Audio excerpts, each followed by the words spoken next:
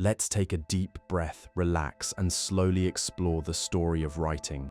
Every word you have ever read, every sentence on every page, every message glowing on a screen began somewhere. And that somewhere is older than you might expect. The story of writing does not begin with the first letter, or the first alphabet, or even the first city. It begins in a cave on the southern coast of South Africa, roughly 100,000 years ago, where someone picked up a piece of reddish stone and scratched a pattern of lines into its surface. That cave is called Blombos, and it sits on a rocky headland where the Indian Ocean crashes against sandstone cliffs. In the late 1990s and early 2000s, archaeologists working there found 13 pieces of ochre, a natural reddish pigment, buried in layers of earth that were between 75,000 and 100,000 years old. These were not random smears or accidental marks. Someone had deliberately carved geometric patterns into them, cross-hatched designs, parallel lines, branching shapes, and precise right angles. And in 2018, researchers announced something even more remarkable from the same site, an abstract drawing made with a crayon of ochre on a smooth flake of stone, dated to roughly 73,000 years ago. As far as we know, it is the oldest drawing ever made by a human hand. Now, these marks were not writing, not in the way we usually think of that word. They did not spell out sounds or record specific sentences, but they were something just as important. They were symbols, marks that stood for something beyond themselves. And the ability to make a mark that means more than what it physically is, that ability is the deepest root from which all writing would eventually grow. Can you picture that for a moment? A person sitting at the mouth of a cave, the smell of salt air drifting in from the ocean, carving careful lines into a piece of red stone. We will never know their name or what the marks meant to them. But in that simple act, something shifted in the story of our species. And Blombos was not alone. Across southern Africa, and eventually across the planet, early humans were leaving traces of this same symbolic thinking. At a rock shelter called Deep Kloof, also in South Africa, researchers found fragments of ostrich eggshells engraved with geometric patterns dating to roughly 60,000 years ago. The patterns repeated across different shells, suggesting a shared visual language, a convention understood by a community. In Indonesia, on the island of Sulawesi, cave paintings of wild pigs and hand stencils have been dated to at least 45,000 years ago. Symbolic thought was not a single invention that happened in one place. It was a global human phenomenon, surfacing wherever our ancestors settled. By about 40,000 years ago, the caves of Europe had become canvases for some of the most astonishing visual creations in human history. You may have heard of Lascaux in southwestern France, discovered by 4 teenagers and a dog in 1940. Inside that cave, horses gallop in frozen motion, bulls charge through stone, and deer leap across millennia. The paintings are roughly 17,000 years old, and yet they look as if they were made yesterday. But there is an even older site, Chauvet, also in southern France, where paintings of prowling lions, charging rhinoceroses, and running horses date to more than 30,000 years ago. The artists understood perspective, shading, and movement. They used the natural curves of the cave walls to give their animals a feeling of depth and life. And alongside these magnificent creatures, scattered throughout the caves, there are simpler marks, geometric signs, dots, lines, triangles, circles, hand stencils, and zigzag shapes. A researcher named Genevieve von Petzinger catalogued 32 distinct geometric signs appearing across hundreds of cave sites, from Spain to Indonesia, spanning 30,000 years. The consistency of these shapes suggests they were not random. They were shared symbols, perhaps counting marks, perhaps territorial signs, perhaps a visual vocabulary we have not yet decoded. And then there is counting. One of the most quietly remarkable objects from this deep prehistory is a small piece of bone discovered in 1950 in what is now the Democratic Republic of the Congo. It is called the Ishango bone, a baboon leg bone roughly 20,000 years old, with 3 columns of carefully carved tally marks running along its length. The marks are not random scratches. They are organized into deliberate groupings that have kept mathematicians guessing for decades. Some believe the bone records a 6-month lunar calendar. Others suggest it represents a counting system involving multiplication. Still others have noticed that several of the groupings correspond to prime numbers, which is a rather lovely thought that someone in Central Africa may have been thinking about prime numbers 15,000 years before the ancient Greeks. Whatever the Ishango bone meant to its maker, it tells us something profound about who we are. Long before anyone wrote a word, humans felt the urge to record, to make marks that carry meaning beyond the moment, to leave something behind that others could read. By about 10,000 years ago, the world was changing in ways that would make writing not just possible, but necessary. The invention of farming in the lands between the Tigris and Euphrates rivers and in other regions around the world was creating settled communities for the first time. Villages grew into towns, and towns began to grow into cities. With settlement came property, surplus grain, trade, and debt. Suddenly, people needed to remember not just how many moons had passed, but how many jars of oil were stored in the temple, how many sheep belonged to which family, and how much barley was owed to which neighbor. The old methods of memory, oral tradition, notched bones, and knotted strings were reaching their limits. Something new was needed. Something that could store information outside the human brain permanently, precisely, and in a form that others could read.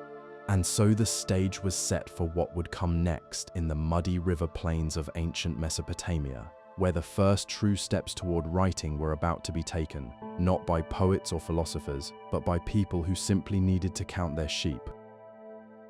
In the 1960s, a young French archaeologist named Denise Schmant-Besserat was making her way through museum collections across the Near East, examining small clay objects that had puzzled scholars for decades.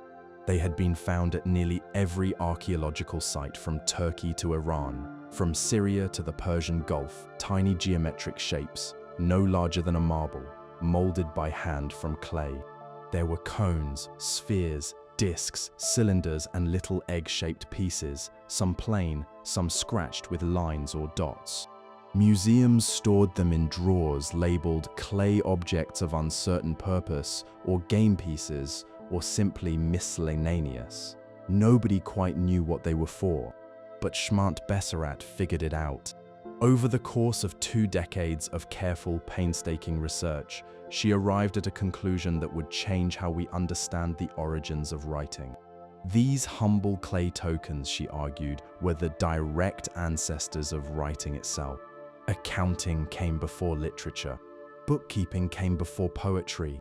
The very first marks that humans made with the intent to record information permanently were not stories or prayers. They were, quite simply, receipts. Here is how the system worked. Beginning around 8,000 years before the Common Era, roughly the same time that farming was taking hold in the Fertile Crescent, communities in ancient Mesopotamia needed a way to keep track of their newly accumulated wealth. How many jars of oil were stored in the granary? How many sheep did a particular herder own? How much grain was owed to the temple? The old ways of remembering through spoken agreement were no longer enough for the growing complexity of settled life. So they made tokens. Each small clay shape represented a specific quantity of a specific thing. A small cone stood for a small measure of grain. A sphere meant a large measure. An egg-shaped piece represented a jar of oil. A cylinder stood for an animal. Over time, more complex shapes appeared, representing processed goods like bread, textiles, and metal tools. Some tokens had small holes punched through them, suggesting they may have been strung on cords for easy carrying. To record a transaction, you simply gathered the right tokens and placed them in a container. To verify the count later, you opened the container and matched the tokens against the goods. This system lasted for an astonishing 5,000 years, from roughly 8,000 to 3,000 years before the Common Era. It was used across a vast area from the highlands of Turkey to the lowlands of southern Iraq, from the Iranian plateau to the coast of the eastern Mediterranean. Thousands upon thousands of tokens have been found at hundreds of archaeological sites, making them among the most common artifacts of the ancient Near East. And yet, for most of the 20th century, almost no one recognized them for what they truly were. Now, around 3,500 years before the Common Era, something changed. Someone, and we will never know who, had a rather clever idea. They began placing the tokens inside a hollow clay ball, a kind of sealed envelope, and then pressing a cylinder seal into the surface to identify who had sealed it. The purpose was simple and practical. If a shipment of goods was sent from one temple to another, the sealed ball traveled with the goods.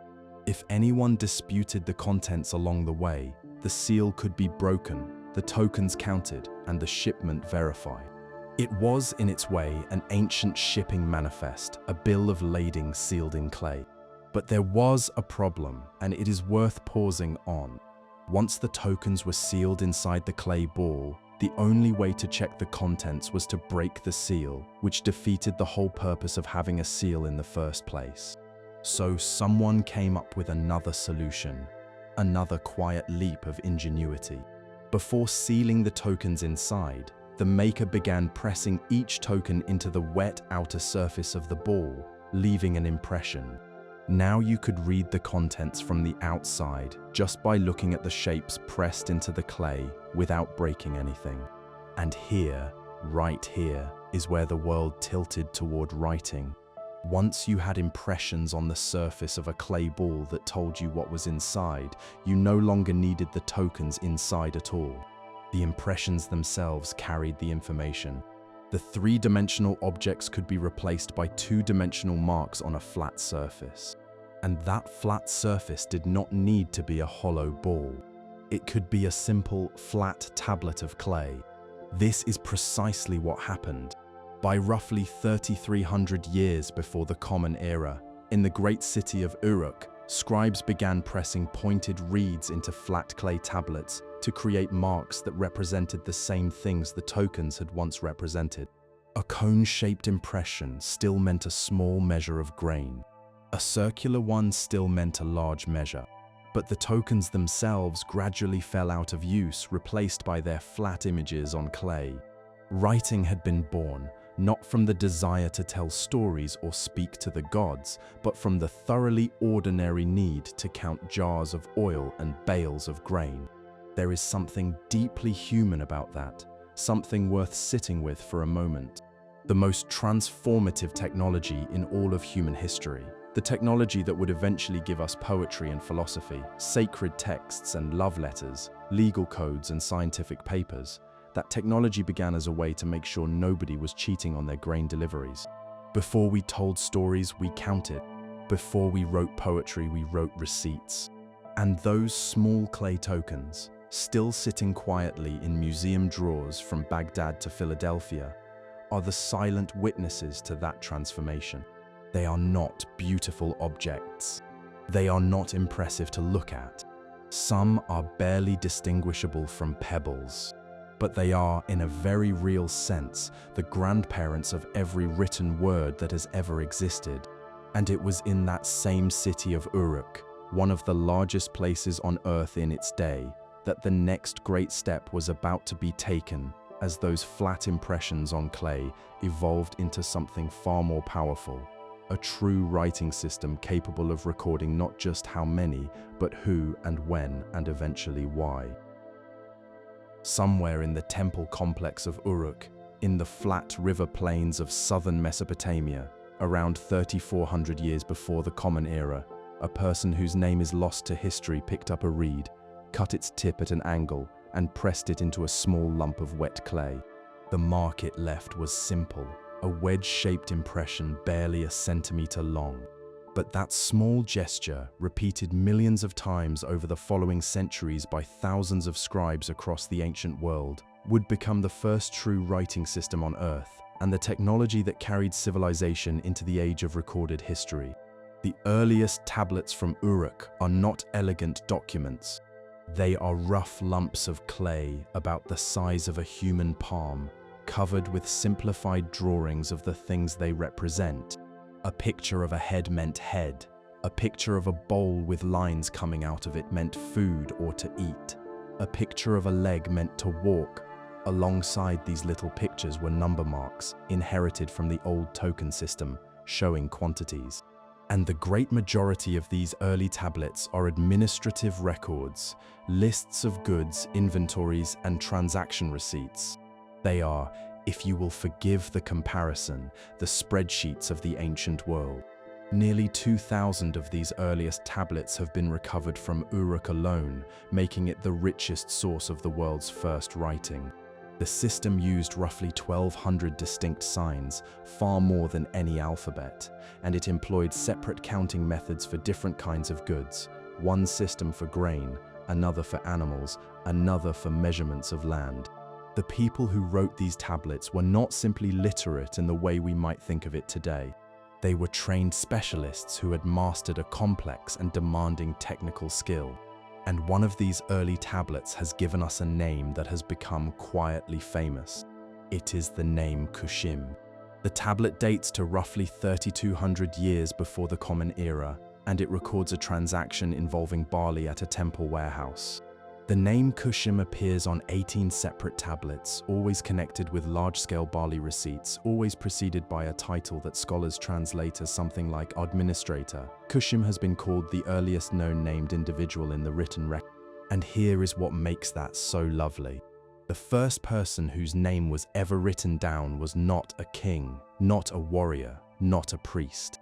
Kushim was, as far as we can tell, an accountant.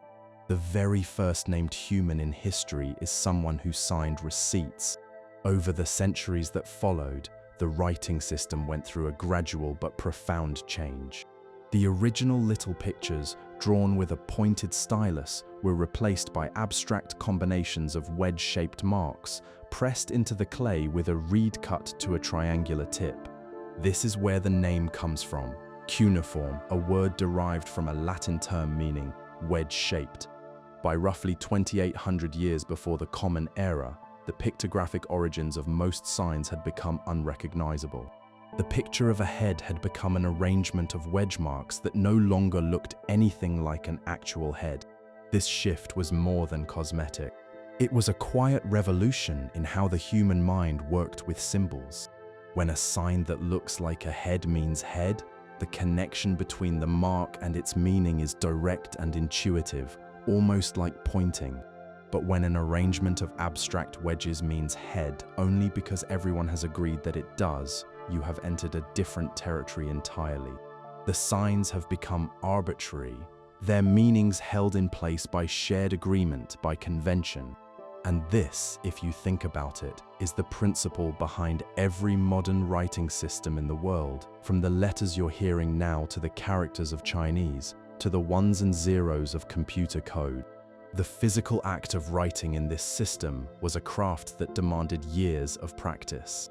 Imagine a scribe sitting cross-legged on the ground, holding a small tablet of damp clay in one hand and a reed stylus in the other. The reed, cut from the marshes that grew thick along the rivers of southern Iraq, was trimmed to a triangular tip. By pressing this flat end into the clay at different angles and depths, the scribe could produce horizontal, vertical, and diagonal wedges. Each sign was built from multiple impressions, and a practiced scribe could produce them with remarkable speed. The clay itself was essential. Southern Mesopotamia had almost no stone, little wood, and nothing like papyrus. What it had in seemingly endless supply was mud. Clay was free, it was everywhere, and it could be shaped into tablets of any size, written on while still wet, and then dried in the sun or baked in a kiln. Sun-dried tablets served well enough for temporary records, but baked tablets could last for thousands of years. And many of the tablets that survive today were actually preserved by accident, when fires that destroyed ancient buildings also baked the clay tablets inside them, hardening them for the ages. This writing system did not stay confined to one city. Over the following centuries, it was adopted and adapted by cultures far beyond its birthplace. The Akkadians, who conquered the Sumerians around 2300 years before the Common Era, took up cuneiform for their own language. The Babylonians and Assyrians continued the tradition. So did the Hittites of what is now Turkey and the Elamites of Western Iran. At its height, cuneiform was the script of international diplomacy across the entire ancient Near East, used for letters between kings from Egypt to the borders of India. The last known cuneiform inscription dates to roughly 75 years after the Common Era, an astronomical text from the city of Babylon. By then, this writing system had been in use for more than 3,000 years. After its final users passed away, the knowledge of how to read it vanished completely, and the thousands of tablets buried in the ruins of ancient cities fell silent. Their messages would remain locked away for nearly 2,000 years until scholars in the 19th century finally broke the code. And when those voices were heard again at last, they turned out to be wonderfully, surprisingly human. Alongside the administrative lists and royal proclamations, the tablets contained love poems, complaints about bad beer, student homework, teacher scoldings, and letters from soldiers who missed their families. The clay had preserved not just the business of civilization, but its beating heart. And in the scribal schools of ancient Sumer, that heart was about to be given its fullest voice. A young boy in the city of Nippur, roughly 4,000 years ago, sat on a mud brick bench in a small courtyard, squinting at the tablet his teacher had prepared. On one side, the teacher had written 3 signs in neat, practiced strokes. On the other side, blank clay waited. The boy's task was simple in concept and exhausting in practice. Copy the signs, then copy them again. Copy them until the movements of the reed became automatic, until the shapes flowed from muscle memory rather than conscious thought. His school day would last from sunrise to sunset, and if his copies were sloppy, a beating might follow. We know this because the boys themselves told us. On tablets that have survived 4,000 years, students wrote about their teachers, their classmates, and the seemingly endless tedium of learning to write. These are among the most human documents to have survived from the ancient world. The school where this boy studied was called an Iduba, a word that translates roughly as House of Tablets. It was, in the 3rd and 2nd millennia before the Common Era, the primary institution for training the scribes, administrators, and officials who kept Mesopotamian civilization running. The Iduba was not quite a school in the modern sense. It had no campus, no formal curriculum written down in a handbook, and no graduation ceremony. It was more like an apprenticeship, often located in or near a temple, where a master scribe trained a small group of students in the demanding art of reading and writing cuneiform. The training followed a careful, methodical path. In the earliest lessons, students learned the 3 basic elements of cuneiform: the vertical wedge, the horizontal wedge, and the angled wedge. These were the building blocks from which every sign in the entire writing system was constructed. Once those shapes were mastered, students moved on to combining them into simple signs and then into more complex ones. One of the first texts a student would memorize was a list of simple sounds, organized so that the same starting consonant was paired with different vowels in a repeating pattern. This was not just rote memorization. It was training the student to hear and recognize the sound values of signs, a skill essential for reading and writing a system that used signs to represent both whole words and individual syllables. Beyond the basics, students spent long hours copying lists, long and carefully organized collections of words grouped by category. There were lists of trees, lists of animals, lists of body parts, lists of professions, lists of cities, and lists of gods. These word lists served as both teaching tools and reference works, the encyclopedias and dictionaries of their day. Some of them were enormous, running to thousands of entries, and students were expected to copy them out by hand again and again until the vocabulary of bureaucratic and intellectual life was burned into memory. Mathematics was also a major part of the training, and this is worth pausing on. The Scribal schools taught arithmetic, weights and measures, and what we would recognize today as algebra and geometry. The mathematics of ancient Mesopotamia was remarkably advanced. Their scribes worked with a number system based on 60, which is the reason we still divide our hours into 60 minutes and our circles into 360 degrees. They could solve problems that would not look out of place in a modern algebra textbook, and they did this more than 1,000 years before the Greeks. For a scribe, mathematical skill was not optional. It was a core part of the job. The final stage of basic training focused on practical writing, composing the kinds of documents a working scribe would need to produce every day. Students practiced writing contracts, loan agreements, property transfers, and official letters. Model documents were provided as templates, and students were expected to adapt them to different situations. When a student completed this training, he was qualified to work as a professional scribe, a position of considerable prestige and, just as importantly, steady employment. The daily life of these students was captured in a remarkable set of texts that scholars have come to call the Sumerian school compositions. These were literary pieces written by scribes looking back on their years of study, and they offer wonderfully vivid glimpses of what it was like. In one famous text, a student describes a typical day. He arrives at school, is beaten by one monitor for talking, by another for standing up at the wrong time, and by yet another for writing poorly. He goes home miserable. His father then invites the teacher to dinner, flatters him with kind words, and gives him gifts, new clothes, a ring, and extra wages, all to secure better treatment for his son. The scene is so recognizable, so thoroughly human, that it could be happening in any century, in any city. Another text records a teacher scolding a lazy student for spending too much time in the marketplace and not enough time on his tablets. And yet another describes a bitter argument between two scribes, each boasting of his own brilliance and mocking the incompetence of the other. These texts are valuable not only for what they tell us about education in the ancient world, but for what they reveal about the people who lived it, their pride, their humor, their anxieties about success and status. The students of the scribal schools were almost entirely boys from wealthy families. Literacy in ancient Mesopotamia was a professional skill, not a universal right. And the years of training required to master cuneiform were an investment only affluent households could afford.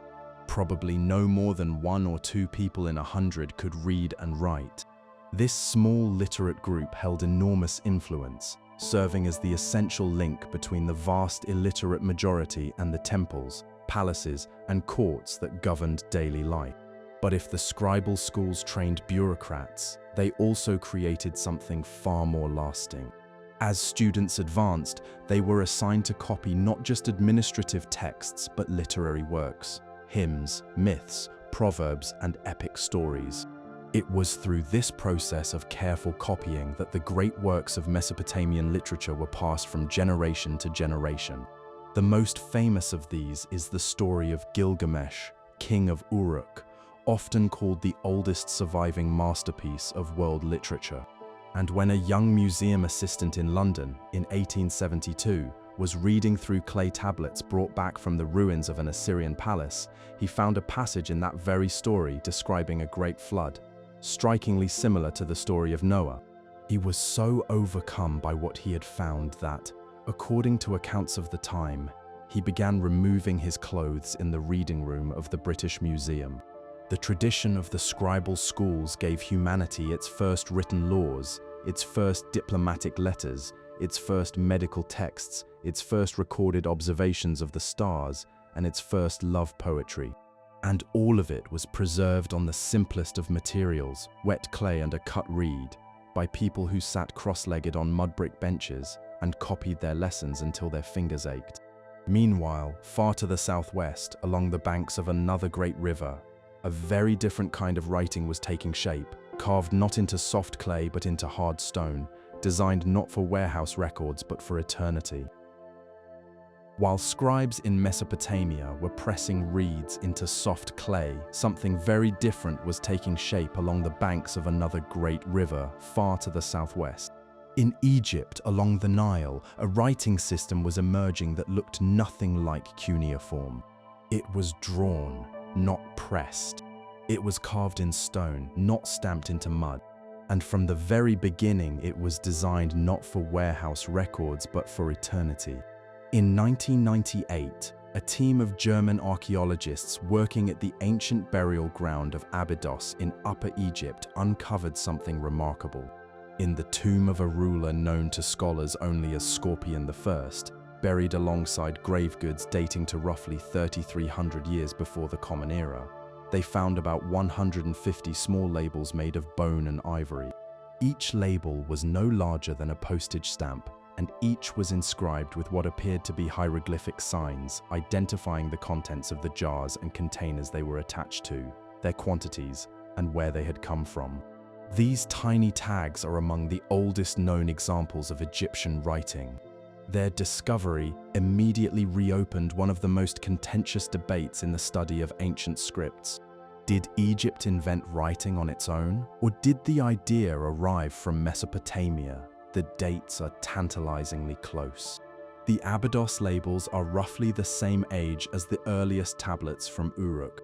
Some scholars have argued that the general idea of recording information in visual marks may have traveled from one region to the other through trade.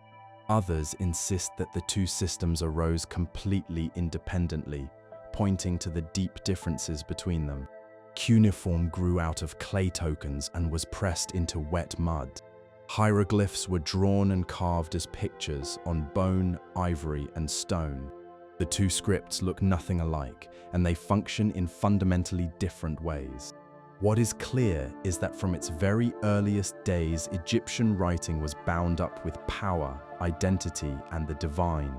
The Egyptians called their script by a phrase that translates roughly as words of the gods. In their mythology, writing was invented by Thoth, the god of wisdom who served as scribe to the other deities. The word hieroglyph itself comes from a Greek term meaning sacred carving, and the name was fitting. These signs were meant for monuments, for temple walls, for tomb chambers, for obelisks standing against the sky. They were a bridge between the human world and the world of the gods, and their beauty was not accidental. It was part of their purpose. These were marks designed to last forever. One of the most famous early Egyptian artifacts is the Nama palette, a carved ceremonial stone dating to about 3,100 years before the Common Era. On it, a ruler named Nama, often considered the first king of a unified Egypt, is shown striking down his enemies and inspecting rows of defeated soldiers. His name is written with two signs, one resembling a catfish and the other a chisel. The identification of a specific person by name, recorded in a system of agreed-upon symbols, is one of the clearest marks of true writing. The hieroglyphic system, in its classic form, used roughly 700 signs, though by later periods, priests had expanded the number to about 5,000. The signs worked in three ways at once.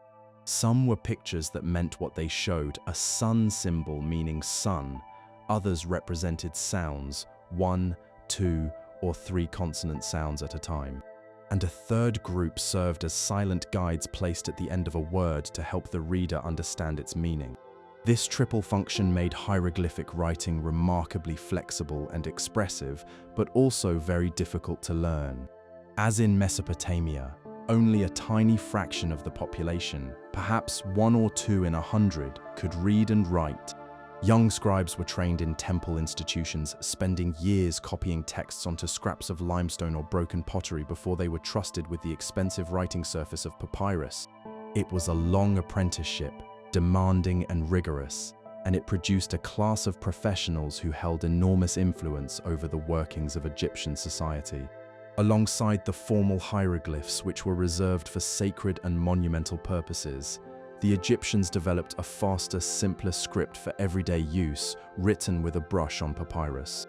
This cursive version was the script of administration, business, personal letters, and literature.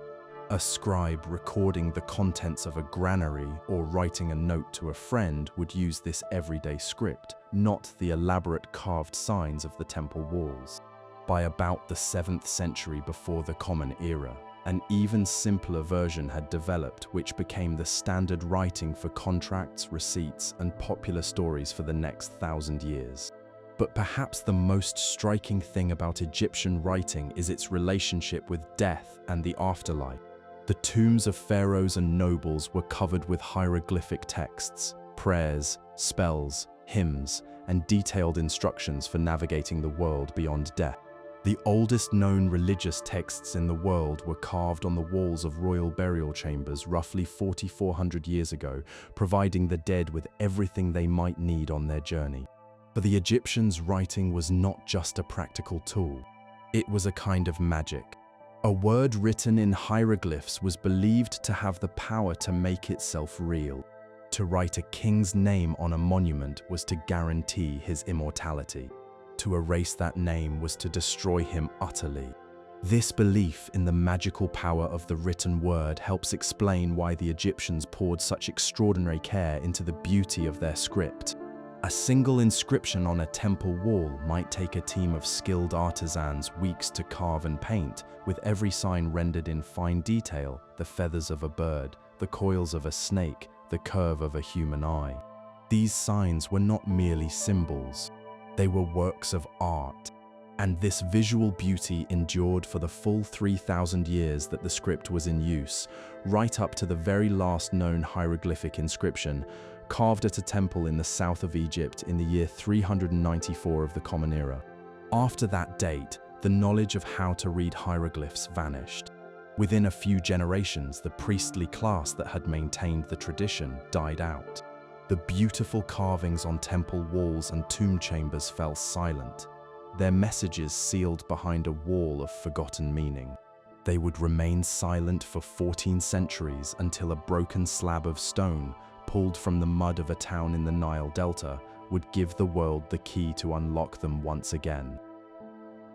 On a hot July day in 1799, a group of French soldiers were digging foundations for a fort near a town in the Nile Delta called Rosetta. Napoleon's army had occupied Egypt the previous year, and the soldiers were strengthening their defenses against an expected British attack. What they pulled from the mud was not a weapon, but something far more powerful: a slab of dark stone about the height of a small table covered in inscriptions. The top portion was carved in Egyptian hieroglyphs. The middle section was written in a cursive Egyptian script used for everyday purposes. And the bottom was in ancient Greek. The scholars traveling with Napoleon's army understood immediately what this might mean. If all three sections said the same thing, and the Greek could be read without difficulty, then the Greek text could serve as a key to unlock the Egyptian scripts. For the first time since the last Egyptian priests had died out 14 centuries earlier, there was real hope of reading the ancient writing. The stone itself turned out to be a rather ordinary government decree issued around 196 years before the Common Era, during the reign of a young king. It was a bureaucratic document, not a work of literature. But its content did not matter. What mattered was the bridge it offered between a language that scholars could read and one that had been silent for more than 1,000 years. When the British defeated the French in Egypt in 1801, the stone became a prize of war, and it has lived in the British Museum ever since, where it remains the single most visited object in the entire collection. The race to use the stone to crack the hieroglyphic code became one of the great intellectual contests of the 19th century. The two main competitors were an Englishman and a Frenchman, and their rivalry has become the stuff of legend. The Englishman, Thomas Young, was a polymath of extraordinary range. He had made important contributions to the study of light and the strength of materials. He could read about a dozen languages, and he brought to the problem a sharp, analytical mind. Young made the first real breakthrough. By comparing the Greek text with the Egyptian sections, he correctly identified several signs within the oval rings called cartouches that enclosed royal names. He figured out that these signs spelled out the name Ptolemy phonetically, meaning the signs stood for sounds, not just ideas. This was a crucial insight, but Young did not take it far enough. He assumed that the Egyptians used sound-based signs only for foreign names like Ptolemy, and that native Egyptian words were written as pure idea pictures. This assumption, understandable at the time, would turn out to be wrong. The Frenchman was Jean-François Champollion, and his story is one of the most remarkable in the history of scholarship. Born in 1790 in a small town in southwestern France, he displayed an extraordinary gift for languages from early childhood, reportedly learning Latin, Greek, Hebrew, Arabic, and several other languages before the age of 20. But his greatest advantage was his knowledge of Coptic, the last surviving form of the ancient Egyptian language, still spoken by some Egyptian Christians. Coptic gave Champollion something no other scholar had: a direct connection to the sounds and grammar of the language that the hieroglyphs had been created to record. The breakthrough came on the 14th of September, 1822. Champollion was working with copies of inscriptions from a temple far up the Nile when he noticed a cartouche containing a sun disk, 2 unknown signs, and a repeated sign he had already identified as the sound S. From his knowledge of Coptic, he knew that the Egyptian word for sun was pronounced something like Ra. He guessed that the 2 unknown signs might spell out the sounds Mes that gave him Ra-Mis-Es-Ez, the name of the great pharaoh Rameses. A second cartouche yielded another pharaoh's name by the same method. And here was the truly revolutionary moment. These were not foreign names. They were Egyptian names. If the hieroglyphs could represent sounds in native Egyptian words, then the entire system was not purely picture-based. It was a complex mixture of sound signs and meaning signs, and the phonetic element ran through the whole script, not just through borrowed foreign words. This was the key that Young had missed, and it opened the door to reading 3,000 years of Egyptian history. According to his brother, who was with him at the time, Champollion rushed into the room shouting that he had found it, and then collapsed on the floor in a faint, overwhelmed by the magnitude of what he had discovered. He reportedly remained unconscious for 5 days, though this detail may have been somewhat embellished over time. 2 weeks later, Champollion presented his findings to a gathering of scholars in Paris, in a letter that would become one of the founding documents of the study of ancient Egypt. Over the following years, he refined and expanded his system, producing a grammar and dictionary of hieroglyphs. In 1828, he traveled to Egypt for the first time, finally seeing with his own eyes the inscriptions he had spent his life studying. He died in 1832, at the age of 41, his health worn away by years of relentless work. But by then he had given the world the ability to hear the voices of ancient Egypt once more. The story of the Rosetta Stone teaches us something that is worth holding onto as we continue our journey. It shows that lost scripts can be recovered, that the voices of vanished civilizations can be brought back to life through patient, careful work. It inspired generations of scholars to try similar feats of decipherment. But it also carries a quieter lesson, a reminder of how fragile literacy truly is. A writing system that served one of the world's greatest civilizations for 3,000 years was completely forgotten for 14 centuries. The people who walked past the inscribed temple walls every day could no longer read a single word. Writing, for all its power, is only as durable as the community that remembers how to read it. And there are other scripts from other civilizations that were never recovered at all. Scripts that remain silent to this day, locked behind walls of mystery that no one has yet been able to break through.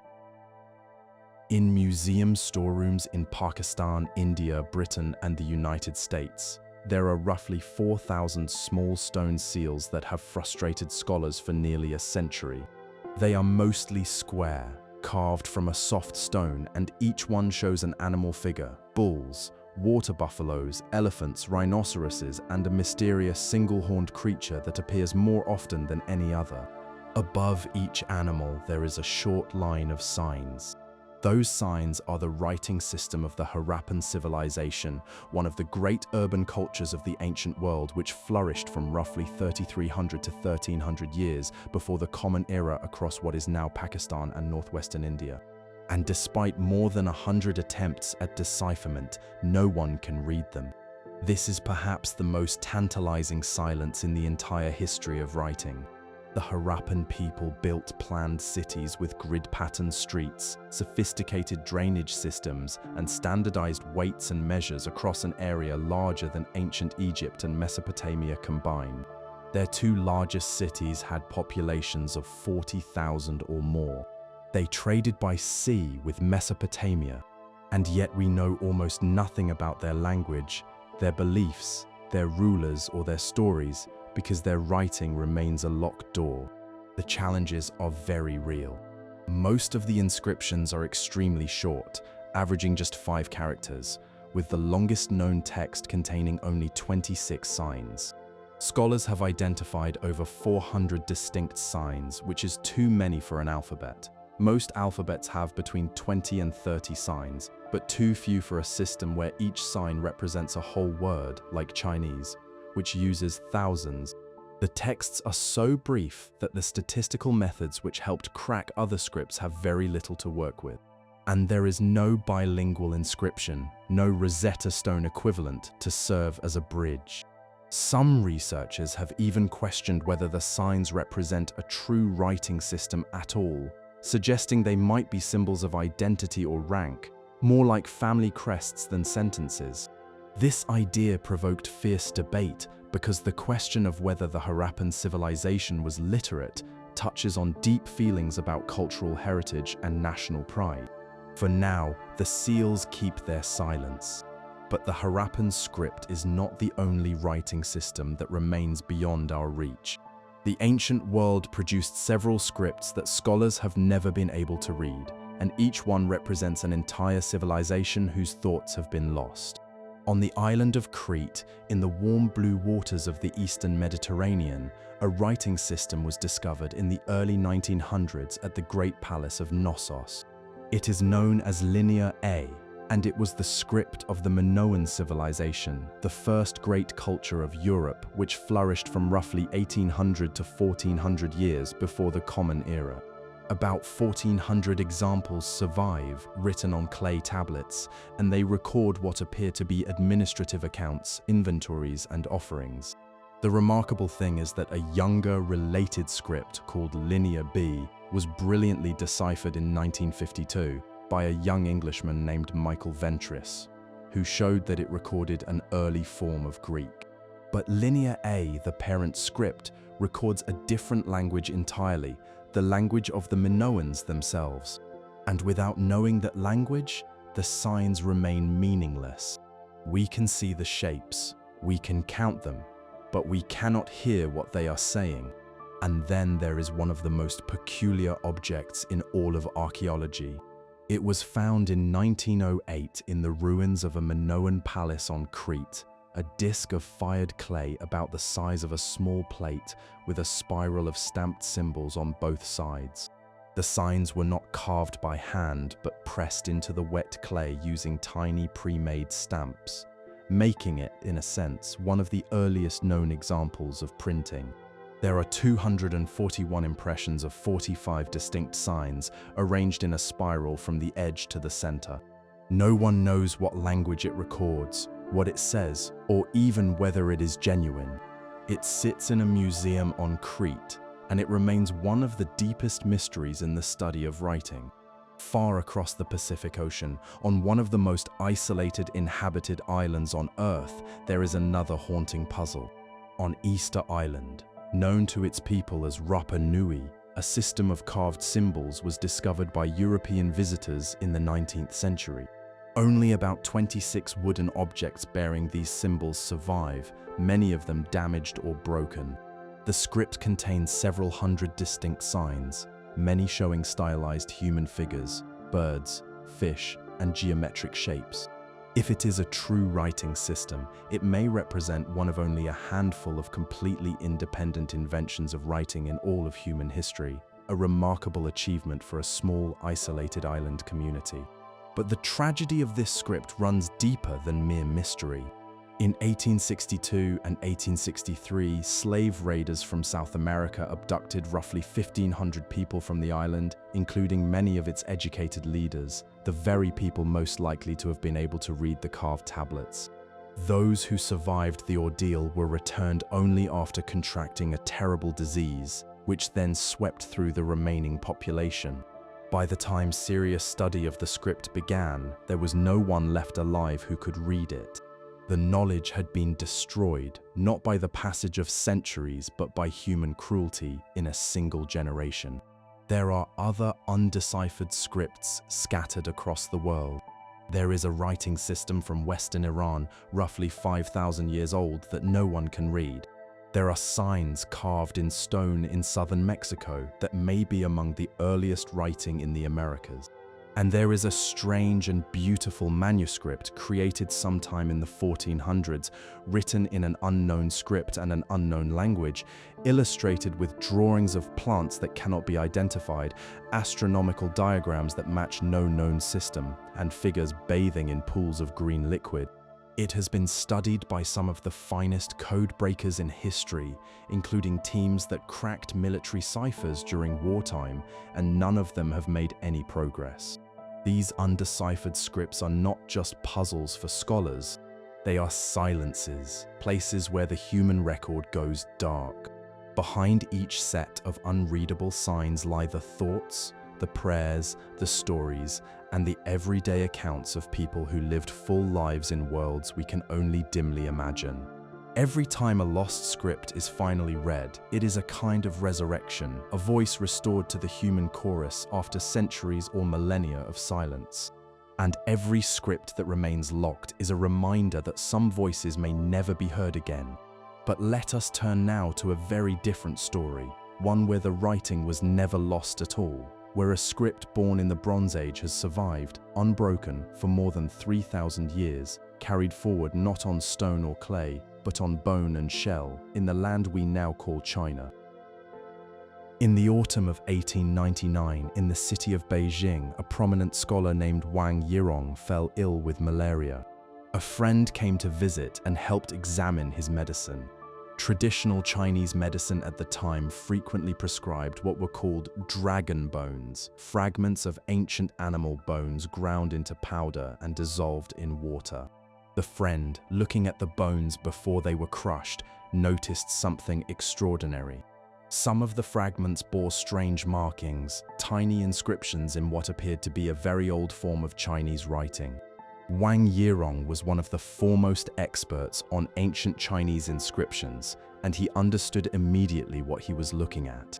The bones that had been sold as medicine in shops across Beijing for years, perhaps for decades, were fragments of something far more precious than any remedy.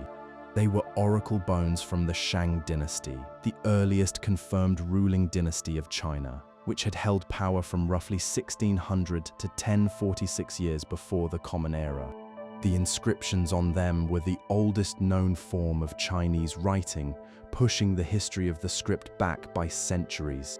In that single moment of recognition, Wang Yirong had stumbled upon one of the most important discoveries in the history of writing, and he had found it in a prescription for fever.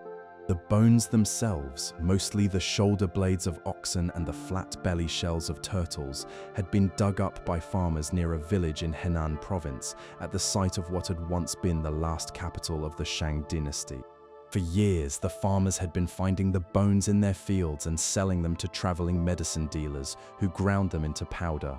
How many inscribed bones were destroyed this way, swallowed as cures for headaches and stomach troubles, is impossible to know, but the loss must have been enormous.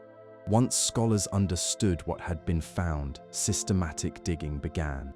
Over the following decades, more than 150,000 oracle bone fragments have been recovered from the site. About 4,500 distinct characters have been identified on them, of which roughly 1,500 to 2,000 have been successfully read. And here is what makes this discovery so remarkable. Many of those ancient characters are recognizable ancestors of the characters used in Chinese writing today. The script on these bones, more than 3,000 years old, is the direct forebear of the writing system used right now by more than 1 billion people. It is the longest unbroken writing tradition in human history. But what were these bones actually for? The answer takes us into the world of ancient Chinese belief. The Shang royal court practiced a form of fortune-telling in which questions were carved into a prepared bone or shell, then heat was applied to the back using a heated bronze rod. The heat caused the bone to crack, and the pattern of those cracks was read as an answer from the spirits of the royal ancestors or from the highest deity. The questions carved into the bones covered every aspect of royal life. Would a military campaign succeed? Would the harvest be good? Was it safe to go hunting? Would the queen give birth to a son? Would the king's toothache get better? The inscriptions followed a careful pattern.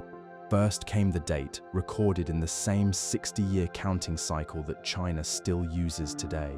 Then came the name of the diviner who performed the ceremony. Then the question itself, phrased so that the cracks could be read as a yes or no. And sometimes, carved after the question, a record of what actually happened, a note about whether the prediction came true. These follow-up records are precious to historians because they provide something like a daily diary of events at the Shang court, including battles, weather, harvests, eclipses, and the health of the king.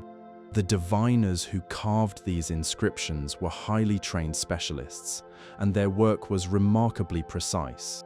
The characters they used already showed many of the features that would define Chinese writing for the next 3,000 years. Some characters were simple pictures, a tree that looked like a tree, a person that looked like a person. Others combined simpler elements to express more abstract ideas, such as the character for bright, which brings together the signs for sun and moon, and still others paired a meaning element with a sound element, the same principle that governs the vast majority of Chinese characters used today. The discovery of the oracle bones did far more than just push back the history of Chinese writing. It confirmed the historical existence of the Shang dynasty itself. Before the bones were found, the Shang had been known only from much later historical texts, written centuries after the dynasty had fallen. Many scholars, particularly in the West, had doubted whether the Shang were real at all, suspecting they might be legendary. But the oracle bones carried detailed records of named kings whose order matched the traditional king lists almost exactly. The Shang were real. Their names were there, carved in bone, waiting to be read. Wang Yirong, the scholar who first recognized the inscriptions, did not live to see the full impact of his discovery. In 1900, barely a year later, Beijing was engulfed by the violence of the Boxer Rebellion.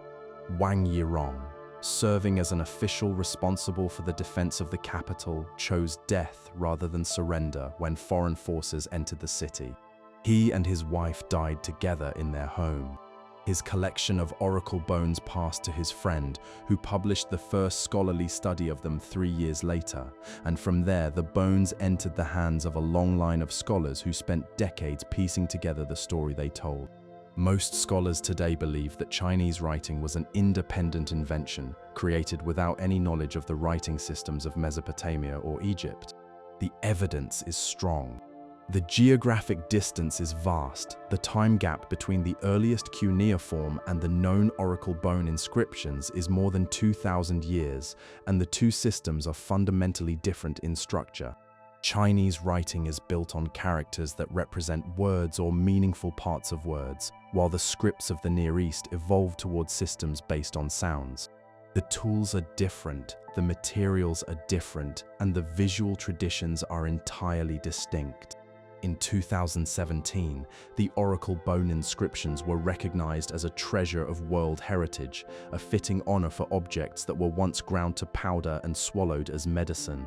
The bones that farmers once pulled from their fields, that dealers once sold by the basket, are now understood as one of humanity's most precious records. The birth certificate of a writing tradition that has survived every upheaval, every dynasty, every revolution, and that is still alive and in daily use today.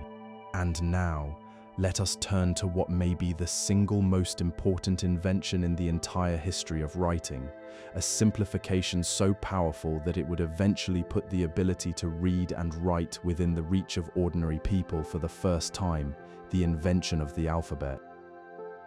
Sometime around 1800 years before the Common Era, in the turquoise mines of the Sinai Peninsula, a worker picked up a rock and scratched a few crude signs onto its surface. He was likely a laborer from the lands east of the Nile, one of many Semitic-speaking people who worked in the harsh desert mines that Egypt controlled.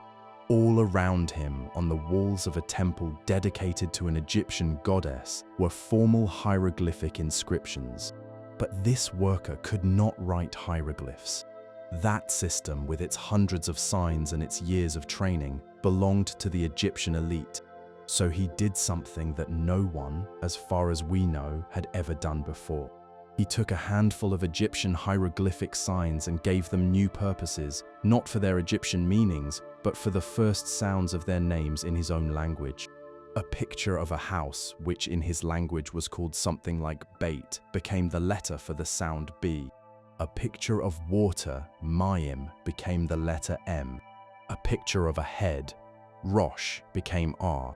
A picture of an eye became the letter for a sound particular to his language. The principle was beautifully simple. You take a picture, you ignore what it looks like, and you keep only the first sound of its name. With about 24 of these sound signs, you can write down any word in any language. This was the invention of the alphabet, and it may be the single most important moment in the entire history of writing. The inscriptions from those Sinai mines were discovered in the early 1900s by a British archaeologist working in the region. About 30 to 40 examples survive, most of them short and difficult to read, dating from roughly 1800 to 1500 years before the Common Era. Some appear to be dedications to a goddess, but their content matters less than what they represent. These rough scratches on desert rock are the ancestors of every alphabet used on Earth today. The Latin letters used across Europe and the Americas, the Arabic script of the Middle East, the Hebrew of Jewish tradition, the Greek of ancient philosophy, the Cyrillic of Russia, the scripts of India and Ethiopia, all trace their ancestry back to this single invention made by workers in a turquoise mine. Before the alphabet, writing was a specialized skill that took years to master. The cuneiform system used hundreds of signs, and the hieroglyphic system was even more complex. Only a tiny percentage of the population in Mesopotamia or Egypt could read and write, perhaps 1 or 2 in every 100 people. Writing was a tool of power, controlled by temple priests and palace officials, and ordinary people had no access to it at all. The alphabet changed that, fundamentally and forever. With fewer than 30 signs to learn, a person could become literate in weeks or months instead of years.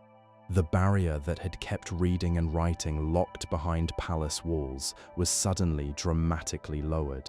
Studies of later societies that adopted the alphabet suggest that literacy rates may have reached 15 or even 20%, compared to the 1 or 2% of the older systems. For the first time in history, a merchant, a craftsman, or a farmer could learn to write a letter, sign a contract, or leave a message for a friend. Over the centuries that followed, the alphabet spread and evolved. The rough signs of the Sinai mines were gradually refined and standardized as they moved through the lands of the Eastern Mediterranean. By around 1050 years before the Common Era, the script had settled into its most influential form, the alphabet of the Phoenician trading cities along the coast of what is now Lebanon. The Phoenician alphabet used 22 letters, all representing consonant sounds. The reader was expected to fill in the vowels from context, which worked well for languages in the same family, where the consonant pattern of a word carries its core meaning. The Phoenicians were sailors and traders, the great seafarers of the ancient Mediterranean. Their ships carried timber, purple dye, glass, and goods from 100 ports. And wherever they sailed, they brought their alphabet with them. Phoenician colonies and trading posts appeared in Cyprus, Malta, Sicily, North Africa, and the coasts of Spain. At each stop, the local people encountered this simple, powerful writing system and recognized its usefulness. The alphabet's descendants multiplied quickly across the ancient world. From the Phoenician script came the Aramaic alphabet, which became the official script of the Persian Empire and the ancestor of Hebrew, Arabic, and many other writing systems.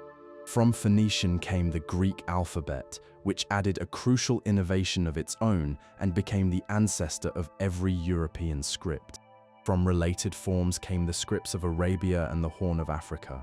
In every direction, east and west, north and south, the original idea of those unnamed mine workers spread and diversified, adapting to new languages and new cultures, while always keeping its fundamental principle, a small number of signs, each standing for a single sound. Some scholars have called the alphabet the most important intellectual invention in human history, more consequential than the wheel or the compass. Whether or not that is true, the case is strong. Before the alphabet, literacy was a privilege guarded by the powerful. After the alphabet, literacy became something that was, at least in principle, open to everyone. The alphabet did not create universal literacy on its own. That would take thousands more years and is still not complete, but it made universal literacy possible in a way that no previous writing system ever had. And the deepest irony of this story is that the people who invented it left almost no trace. We do not know their names. We do not know if they understood what they had done. They were laborers, possibly forced workers, toiling in a remote desert under harsh conditions. But their small act of creative borrowing, taking the signs of their masters and bending them to their own purposes, changed the world more profoundly than any king's decree or any general's conquest. The alphabet was born not in a palace, but in a mine, not from the minds of the powerful, but from the hands of the powerless. And it was about to make a journey across the sea, to the shores of Greece, where it would be transformed once more in a way that would shape the future of the entire Western world. The Greeks told a story about where their letters came from. According to their oldest historians, writing was brought to Greece by a Phoenician prince named Cadmus, who sailed from the city of Tyre and founded the city of Thebes. Cadmus was a legendary figure, brother of the princess Europa, a slayer of dragons, a sower of teeth that sprouted into armed warriors. But the kernel of truth inside his myth is striking. The Greeks themselves called their letters by a phrase that translates as Phoenician things, openly admitting that their writing had come from the East. And they were right. The Greek alphabet was adapted directly from the Phoenician script, almost certainly sometime in the 9th or 8th century before the Common Era, during the years when Greek and Phoenician traders were meeting regularly across the ports of the Eastern Mediterranean. But the Greeks did not simply copy the Phoenician alphabet and leave it unchanged. They made a modification so important that some scholars consider it the greatest single innovation in the entire history of writing. They invented the vowel letter. The Phoenician script, like all the writing systems of the Semitic world, wrote only consonants. The reader was expected to fill in the vowel sounds from context. For a Semitic language, where the consonant pattern of a word carries the root meaning, this works well enough. But Greek is a very different kind of language. In Greek, words that differ only in their vowels can have entirely different meanings. A system that wrote only consonants would be deeply confusing for a Greek reader. The Greek solution was clever and elegant. The Phoenician alphabet included several letters for consonant sounds that simply did not exist in Greek. Rather than throw these letters away, the Greeks repurposed them. The Phoenician letter for a throat sound that Greek did not use became the Greek letter for the vowel A. Another unused consonant became the vowel E. Yet another became the vowel O. Over time, additional vowel letters were created, until the Greeks had a system in which every sound in the language, both consonants and vowels, was represented by its own letter. The result was something the world had never seen before, a true alphabet in the fullest sense of the word, where every meaningful sound in the spoken language had its own written sign. For the first time, a person encountering an unfamiliar word could sound it out, letter by letter, and arrive at something close to its pronunciation, even without knowing what it meant. This made the Greek alphabet, in principle, a universal tool capable of representing not just Greek, but any spoken language on Earth. The addition of vowels was a small change with enormous consequences. The earliest known Greek inscriptions date to the middle of the 8th century before the Common Era. One of the most charming is scratched onto a large pottery wine jug found in a cemetery in Athens, dating to about 740 before the Common Era. The inscription appears to be the prize from a drinking contest, promising the jug to whoever danced most beautifully. Another early inscription, found on a cup from a Greek trading post on an island off the coast of Italy, makes a playful reference to the famous golden cup described in one of the great epic poems. These earliest Greek texts are casual, personal, and even humorous, which tells us something important. Alphabetic literacy had already spread beyond the wealthy and powerful into the hands of ordinary people enjoying wine at a party. For several centuries, the Greek world did not have a single standard alphabet. Different cities used different local versions, with different letter shapes and sometimes different numbers of letters. Crete had its own variation, as did the Greek communities in southern Italy and the islands of the eastern Mediterranean.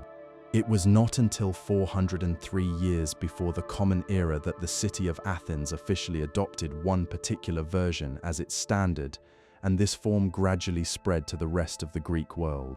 Once the alphabet was standardized, it became the parent of an extraordinary family of writing systems. The Etruscans, the people who ruled central Italy before the rise of Rome, adopted a version of the Greek alphabet from Greek settlers in the south.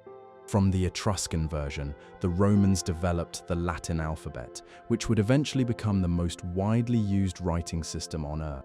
To the east, Greek missionaries in the 9th century created new alphabets for the Slavic peoples, leading to the Cyrillic script used today for Russian, Ukrainian, Bulgarian, and many other languages.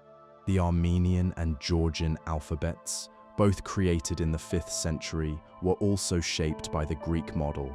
But the Greek contribution to writing goes deeper than the alphabet itself. It was in the Greek world that literacy became for the first time a central part of public life. In democratic Athens, citizens needed to read and write. They voted by scratching names on pieces of broken pottery. They served on juries that required them to read written laws. They debated policies that were recorded in public documents for anyone to consult. Literature, philosophy, history, science, and drama were all written down, copied, and circulated in manuscript form. The plays of the Athenian theatre, the dialogues of the philosophers, the histories of the great wars, all of these were preserved because the Greeks had a culture that valued the written word not just as a tool of administration, but as a way of thinking, arguing, and remembering. Can you picture that for a moment? A citizen of Athens walking through the marketplace, stopping to read a notice posted on a wall, arguing with a friend about a passage in a newly circulated work of philosophy. Writing had moved out of the temple and the palace and into the street. This transformation, from writing as a guarded privilege to writing as a public good, was made possible in large part by the simplicity of the alphabet. A system of about 24 letters, each representing a single sound, was something that could be taught to any willing learner in a matter of weeks. The Greek alphabet did not create democracy, but it made a literate democracy thinkable in a way that no previous writing system had. And it all began with a handful of Phoenician consonant letters carried across the sea by traders, encountered by curious Greeks who saw their potential and, with a few brilliant additions, turned a good writing system into a great one. From Greece, the next step in the journey would carry the alphabet to a small city on the banks of the Tiber River, where it would be refined once more, and from there, carried by soldiers, roads, and missionaries to the farthest corners of the world. Beneath the pavement of the Roman Forum, the ancient heart of Rome, where millions of visitors walk every year, there lies a dark slab of volcanic stone known as the Black Stone. Discovered during excavations in 1899, it dates to the 6th or 7th century before the Common Era and bears one of the oldest known inscriptions in the Latin alphabet.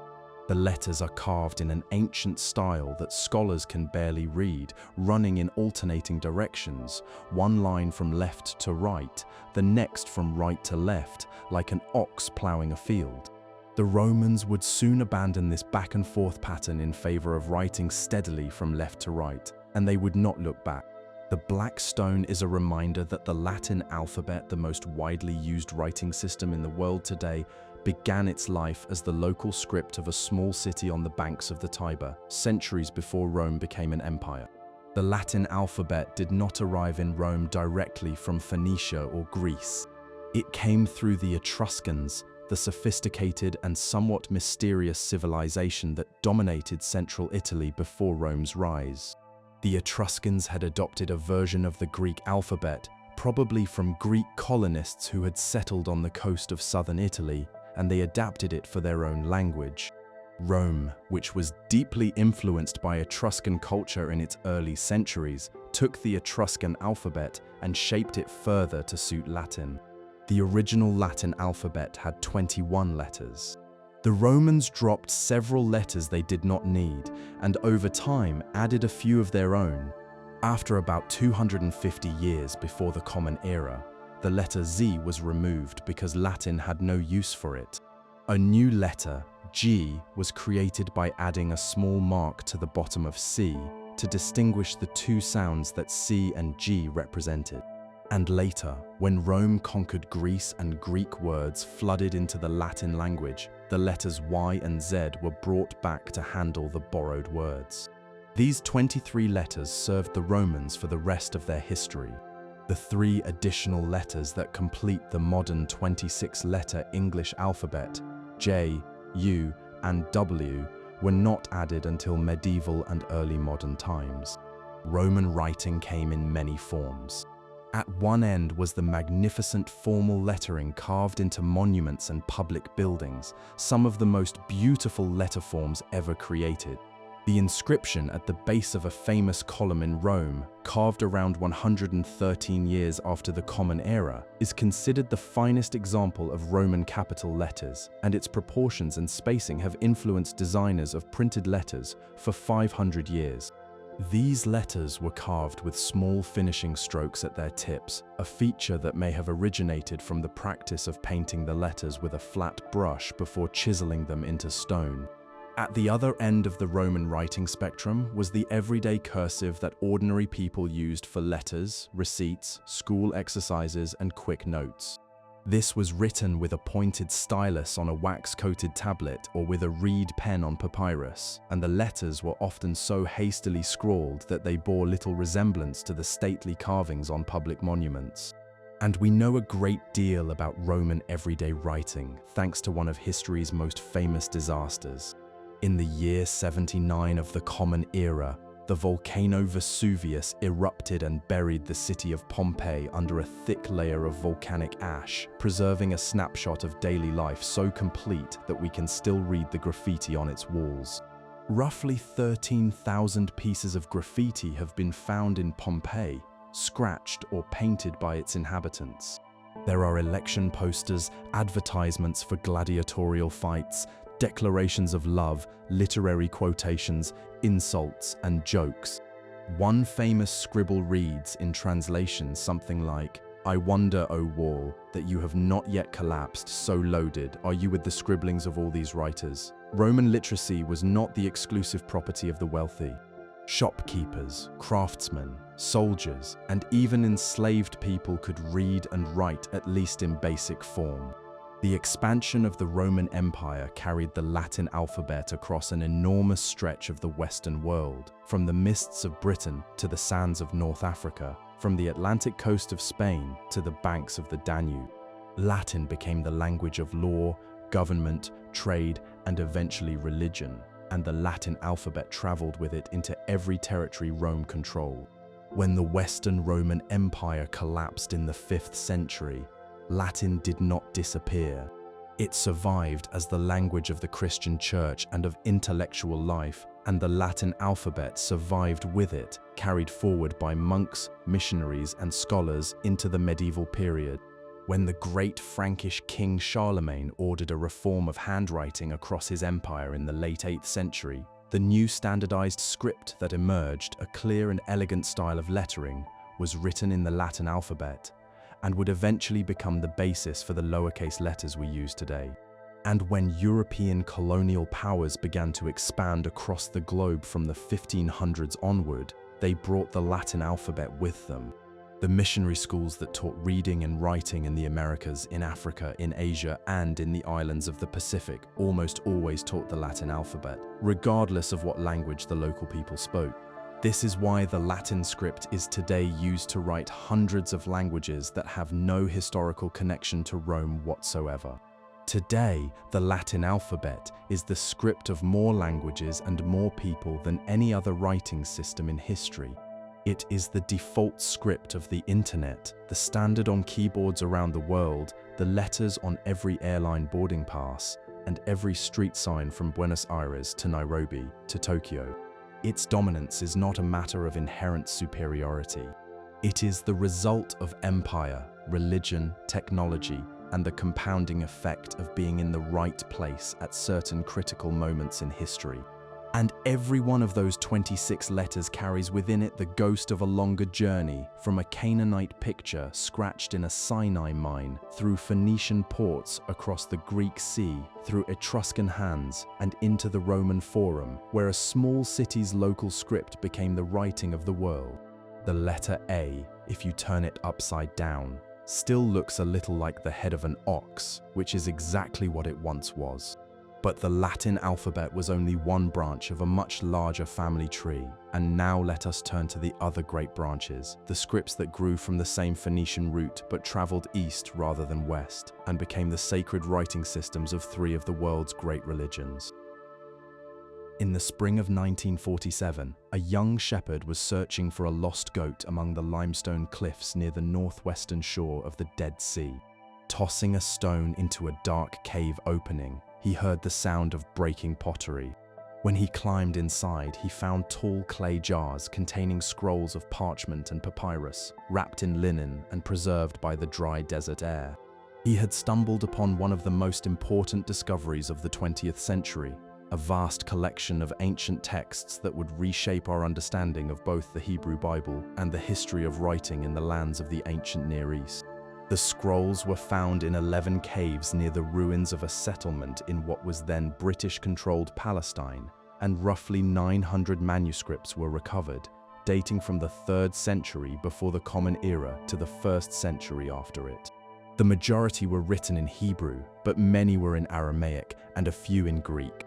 They contained texts from the Bible, religious writings, legal codes, hymns, and wisdom literature, and they included the oldest known copies of many books of the Hebrew Scriptures, older by 1,000 years than any copies that had survived before. For the story of writing, these scrolls are precious not only for what they say, but for the scripts in which they were written. They preserve different stages in the history of Hebrew writing, from an older form of the script that descended directly from the Phoenician alphabet to the newer square-shaped script that had been adopted from Aramaic. The change between these two scripts tells a story of empire, exile, and transformation. The Aramaic script is one of the most important writing systems in history, though it rarely receives the attention it deserves. Aramaic was the language of a people who established a network of small kingdoms across Syria and Mesopotamia in the early centuries of the 1st millennium before the Common Era. Politically, these kingdoms were not powerful. but their language and script turned out to be extraordinarily useful for trade and communication across great distances. Aramaic was simpler to write than cuneiform, easier to learn than hieroglyphs, and perfectly suited to the needs of merchants and officials who had to communicate with people speaking many different languages. By the 8th century before the Common Era, the Great Assyrian Empire had adopted Aramaic as a second official language alongside the Old Cuneiform. And when the Persian Empire rose to power 2 centuries later, Aramaic was elevated to the status of the standard administrative language of an empire that stretched from Egypt to the borders of India. A letter written in Aramaic in one corner of the empire could be read in any other. It became the common tongue of diplomats, tax collectors, and traders across the entire Near East. It was during the period of exile, when the Jewish people were taken from their homeland to Mesopotamia in the 6th century before the Common Era, that they began to adopt the Aramaic script for writing their own language, Hebrew. The older script, the one that had been used by the Israelites for centuries, gradually fell out of daily use, though it was preserved for special religious purposes and appears on some Israeli coins to this day. The square script that replaced it was based on the Aramaic alphabet, and it is the script in which Torah scrolls, the Talmud, and virtually all Hebrew writing have been set down for the past 2,500 years. The Aramaic alphabet also gave rise to another great branch of Semitic writing, Arabic. The Arabic script developed from an older alphabet used by the Nabatean kingdom, centered at the rose-colored city of Petra in what is now Jordan. The Nabateans were an Arab-speaking people who wrote in a version of Aramaic, and over time their script evolved, becoming rounder, more flowing, and more suited to the sounds of the Arabic language. By the early centuries of the Common Era, a recognizable Arabic script had emerged.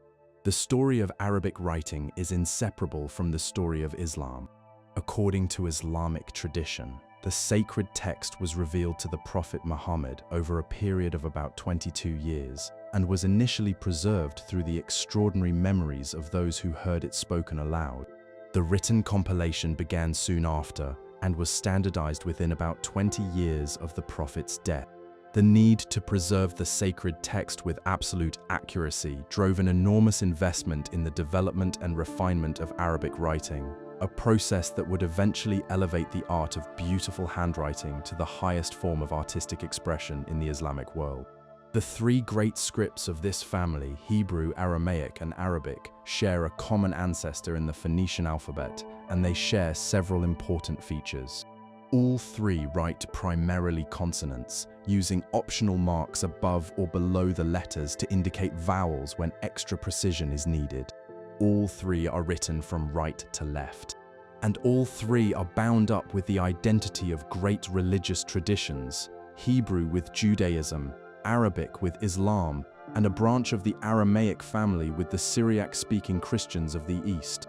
This deep connection between script and sacred identity has given these writing systems an emotional weight that goes far beyond their practical function. For Jewish tradition, the Hebrew letters are the medium through which the divine word was given to humanity, and the mystical tradition assigns hidden meanings and powers to the shapes of the letters themselves. For Muslim tradition, the Arabic script is the vessel of divine revelation, and the act of writing the sacred text beautifully is understood as an act of worship. These spiritual associations have helped ensure that these scripts have endured across millennia, surviving conquests, exiles, and the rise and fall of empires. A Jewish scribe today, carefully copying the Torah by hand on parchment, is using essentially the same script and the same techniques that were used 2,000 years ago. An Arabic calligrapher shaping the letters of a sacred verse is working within a tradition that stretches back 14 centuries. The family tree of Semitic scripts extends far beyond these 3. From Aramaic came Syriac, and from Syriac, through a remarkable chain of cultural transmission along the ancient trade routes of Central Asia, came the Mongolian and Manchu scripts. From Arabic came the scripts used for Persian, Urdu, and many other languages across the Islamic world. In every case, the fundamental principle remained the same: a small set of consonant letters descended from the Phoenician alphabet, adapted to serve new languages, new cultures, and new faiths. And it was the Arabic branch of this family that would produce one of the most extraordinary artistic traditions the world has ever known, the sacred art of calligraphy, which is where our story turns next. In 10th century Baghdad, at the height of one of the most brilliant civilizations the world has ever known, a man named Ibn Mukhla sat in his study, measuring letters with a compass and a ruler. He was not merely a calligrapher. He was also a high-ranking government official, one of the most powerful men in the empire. But his most lasting contribution was not political. It was a mathematical system for writing Arabic that would change the art of calligraphy forever. His idea was this: every letter in the Arabic alphabet should be built according to strict geometric proportions based on 3 simple units. The first was the diamond-shaped dot made by pressing the tip of a reed pen against the paper. The second was the first letter of the Arabic alphabet, whose height was measured as a fixed number of those dots. And the third was a circle whose diameter equaled the height of that first letter. From these 3 elements, every curve, every stroke, every connection in every letter could be precisely defined. Calligraphy, which had always been an intuitive art passed from master to student through years of practice, now had an objective standard. It could be taught, measured, and reproduced with consistency across an entire civilization. But to understand why calligraphy held such an exalted place in the Islamic world, we need to step back and consider something about the relationship between Islam and visual art. In many religious traditions, painting and sculpture serve as the primary means of expressing the sacred. But in Islam, the dominant tradition discourages the depiction of living beings, particularly in religious settings. This prohibition did not stifle artistic expression. Instead, it redirected it. In the absence of figurative images, writing itself became the supreme art form, the primary means by which the beauty of the divine word could be made visible in the world. The earliest form of Arabic writing used for copying the sacred text was an angular, bold, and austere style that takes its name from the city of Kufa in Iraq, where it supposedly developed in the 7th century. This early style was powerful and monumental, with strong horizontal strokes and sharp upright lines. It was the dominant script for sacred manuscripts for about 3 centuries, and its commanding presence made it ideal for the inscriptions that adorned the walls and arches of the great mosques of the early Islamic world. But this angular style was slow to write and could be difficult to read in longer texts. For everyday purposes, faster and more flowing scripts were needed. This is where Ibn Mukhla's system and its later refinements transformed Arabic writing. 6 classical scripts were codified, each with its own character and purpose. One was smooth and flowing, well suited for copying long texts, and it eventually became the most common Arabic script, the one still used in most printed books and newspapers today. Another was larger and more ornamental, reserved for headings and architectural inscriptions. Others were designed for different sizes of sacred manuscripts or for official documents and personal letters. Ibn Mukhla's proportioned system was refined by later masters. One of the greatest worked in Baghdad in the 11th century. Another, who is sometimes called the last of the great classical calligraphers, lived through the catastrophic siege of Baghdad by the Mongols in 1258. According to legend, he took refuge in a minaret while the city burned below him, emerging when the destruction was over to continue his art. After the fall of Baghdad, the center of calligraphic excellence shifted to the Ottoman Empire, to Persia, and to Mughal India, where new styles carried the tradition into fresh aesthetic territory. The spiritual dimension of this art is worth pausing on. For a devout calligrapher, writing the words of the sacred text is not simply a task. It is an act of worship, a meditation, a form of prayer. The calligrapher prepares not just the tools, but the soul, approaching the work with ritual cleanliness and spiritual focus. The beauty of the finished letters is understood not as mere decoration, but as a reflection of divine perfection. When a visitor to a great mosque raises their eyes to the calligraphic inscriptions circling the dome above, they are seeing the divine word made visible, rendered in curves and lines that aspire to the beauty of the sacred itself. This attitude produced masterworks of extraordinary sophistication. Sacred manuscripts illuminated with gold and lapis blue, enormous royal documents with interlocking letters so complex that they served as a form of security against forgery, and the architectural calligraphy that adorns buildings from the palaces of Spain to the monuments of India, all represent some of the highest achievements of human artistic expression. In every case, the written word is not merely carrying a message. It is the art itself. The tradition also inspired remarkable cross-cultural creativity.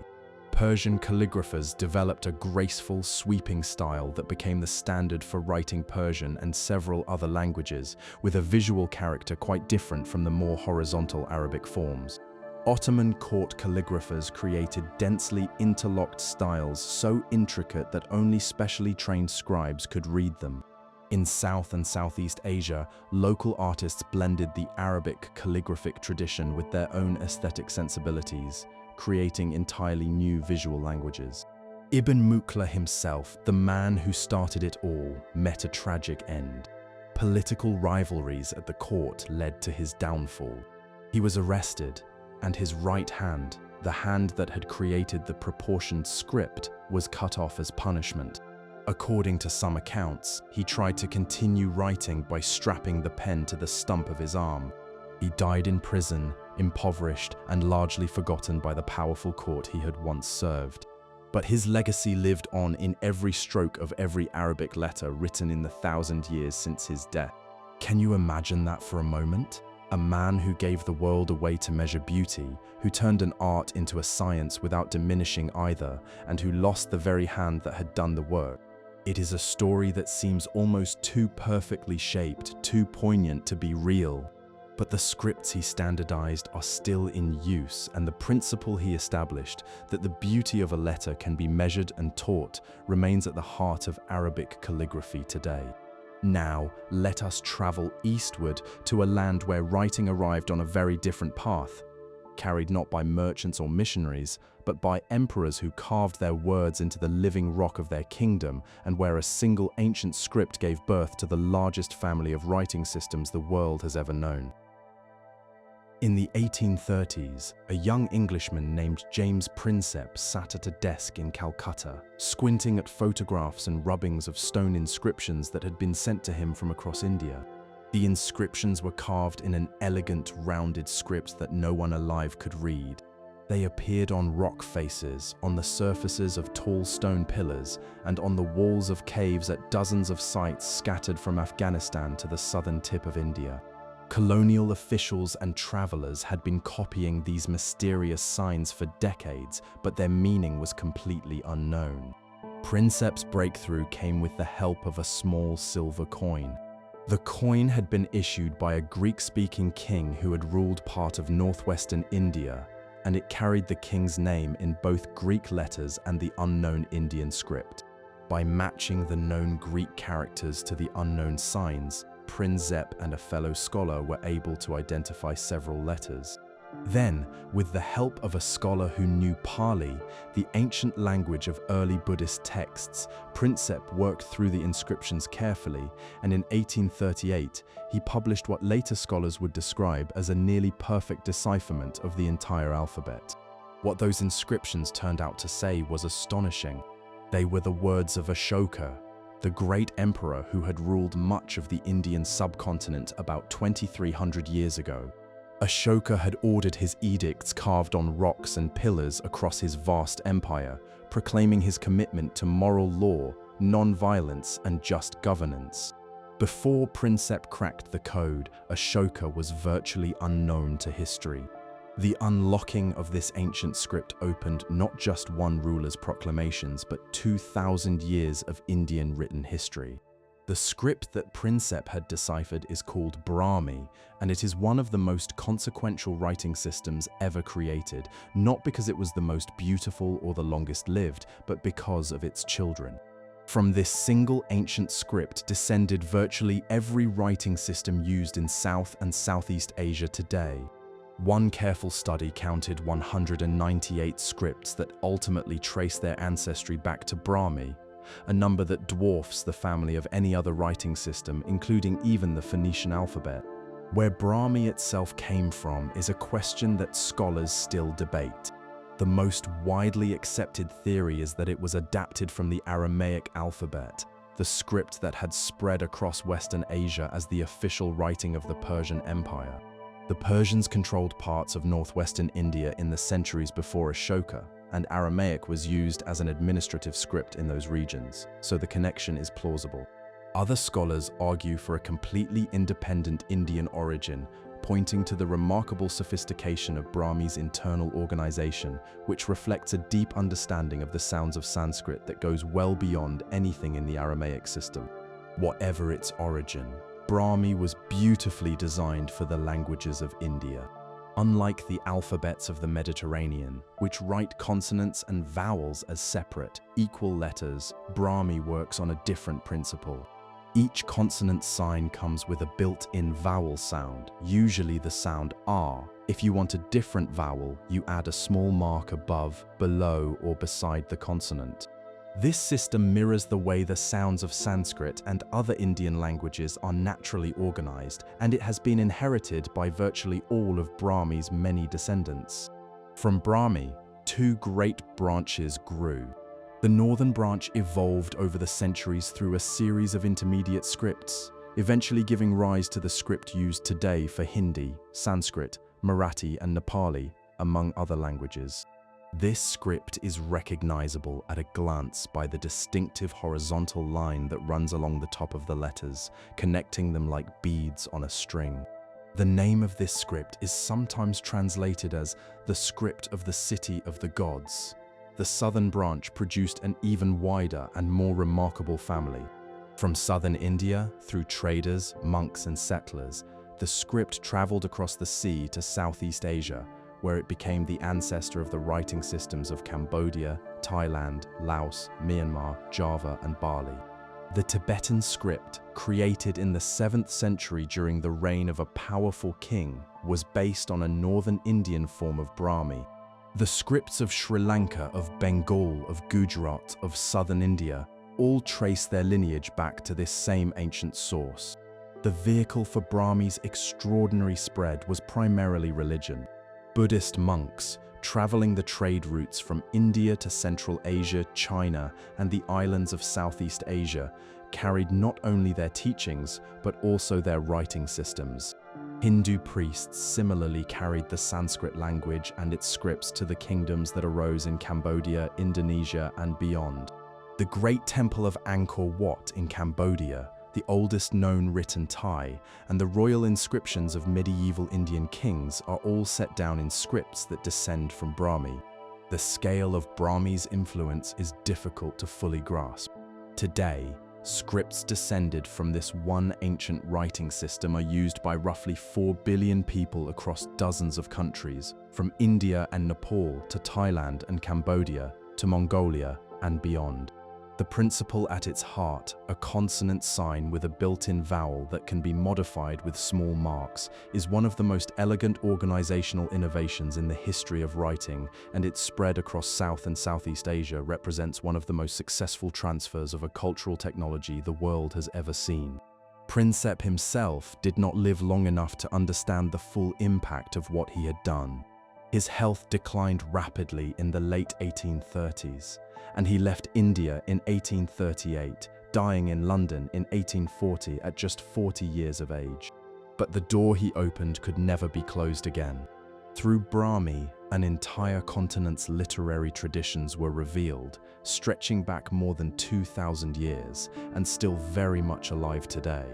And now let us cross the ocean entirely to a very different part of the world, where a writing system of extraordinary complexity was invented, used, and then almost completely destroyed, its voices silenced for 400 years until a young scholar, working alone behind the Iron Curtain, began to hear them once again.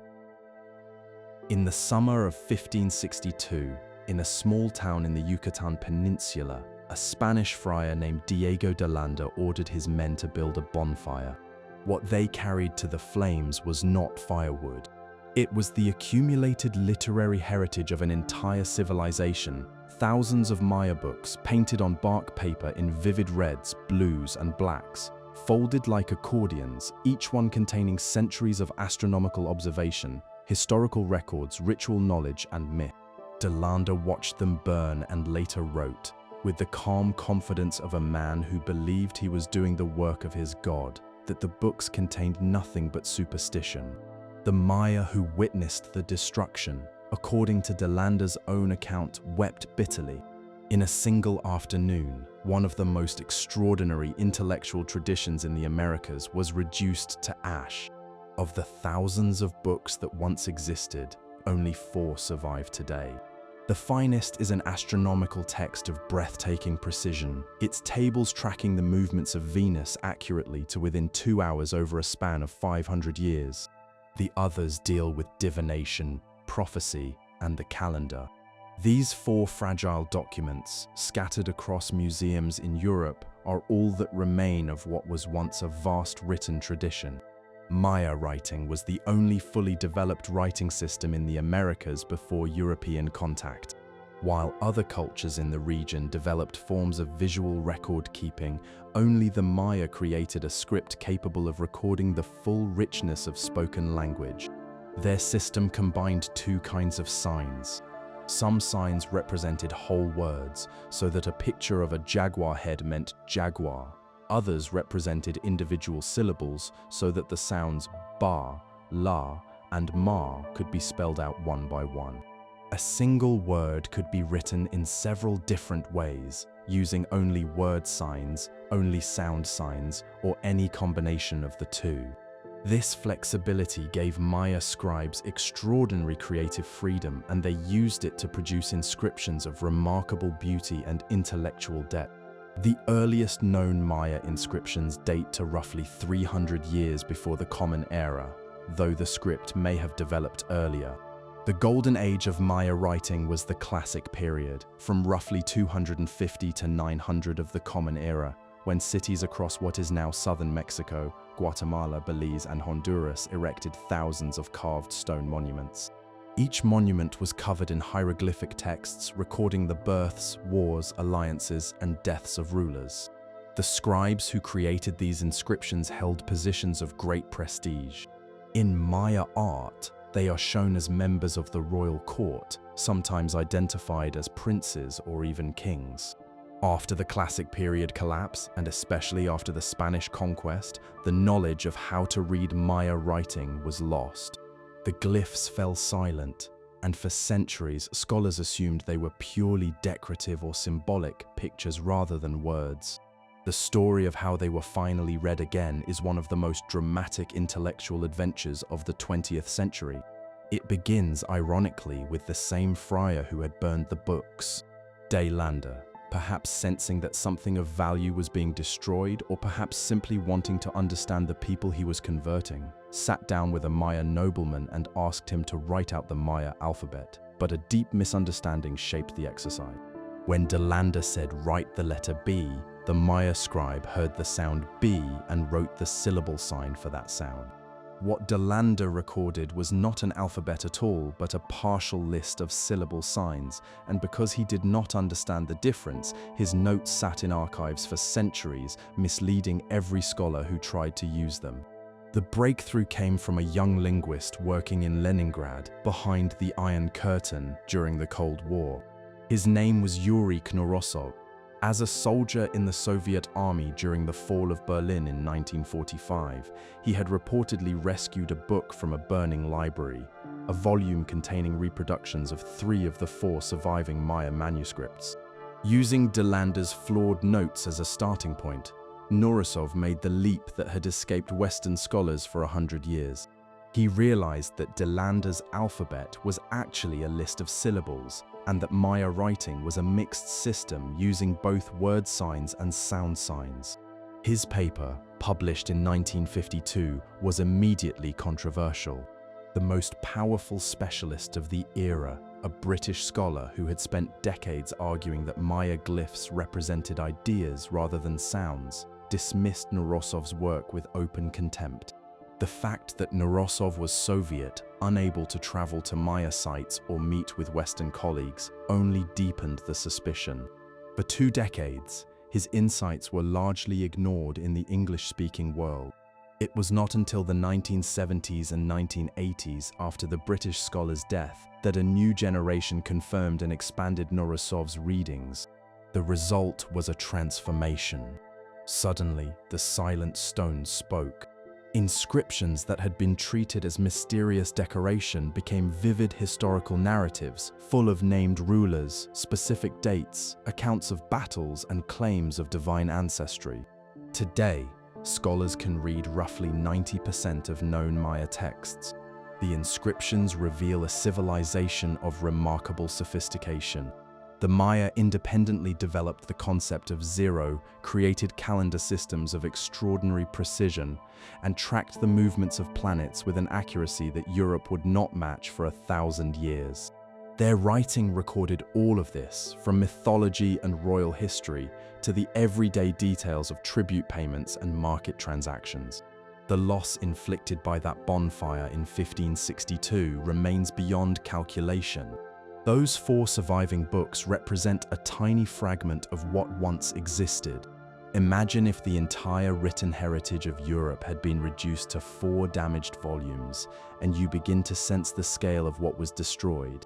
But the Maya script itself survived, carved in stone too heavy to burn, painted on pottery too scattered to collect, and embedded in the structures of cities that the jungle swallowed but never fully consumed. The glyphs waited in silence for 4 centuries, and when humanity finally learned to read them again, the voices that spoke from the stone were as vivid and human as any in the ancient world.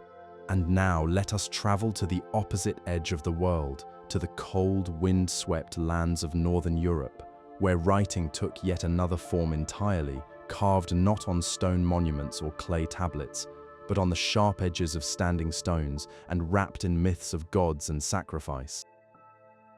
According to Norse mythology, the god Odin hung himself from the great world tree for 9 days and 9 nights. He pierced himself with his own spear, refused food and water, and stared downward into the well where past, present, and future swirl together.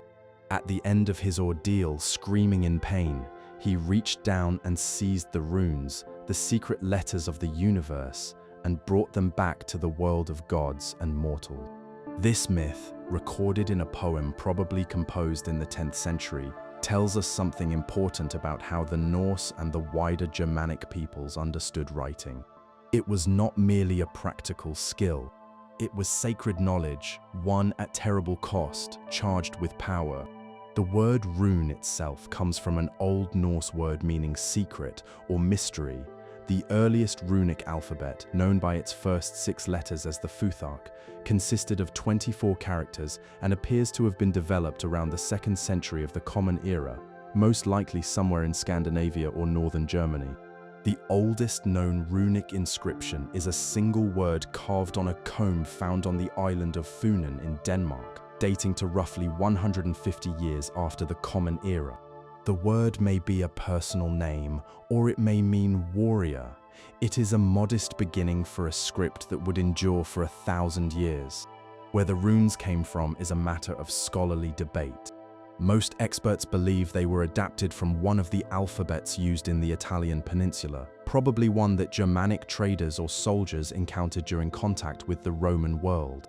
The angular shapes of the letters, all straight lines and sharp corners with no curves, may reflect the materials on which they were most commonly carved.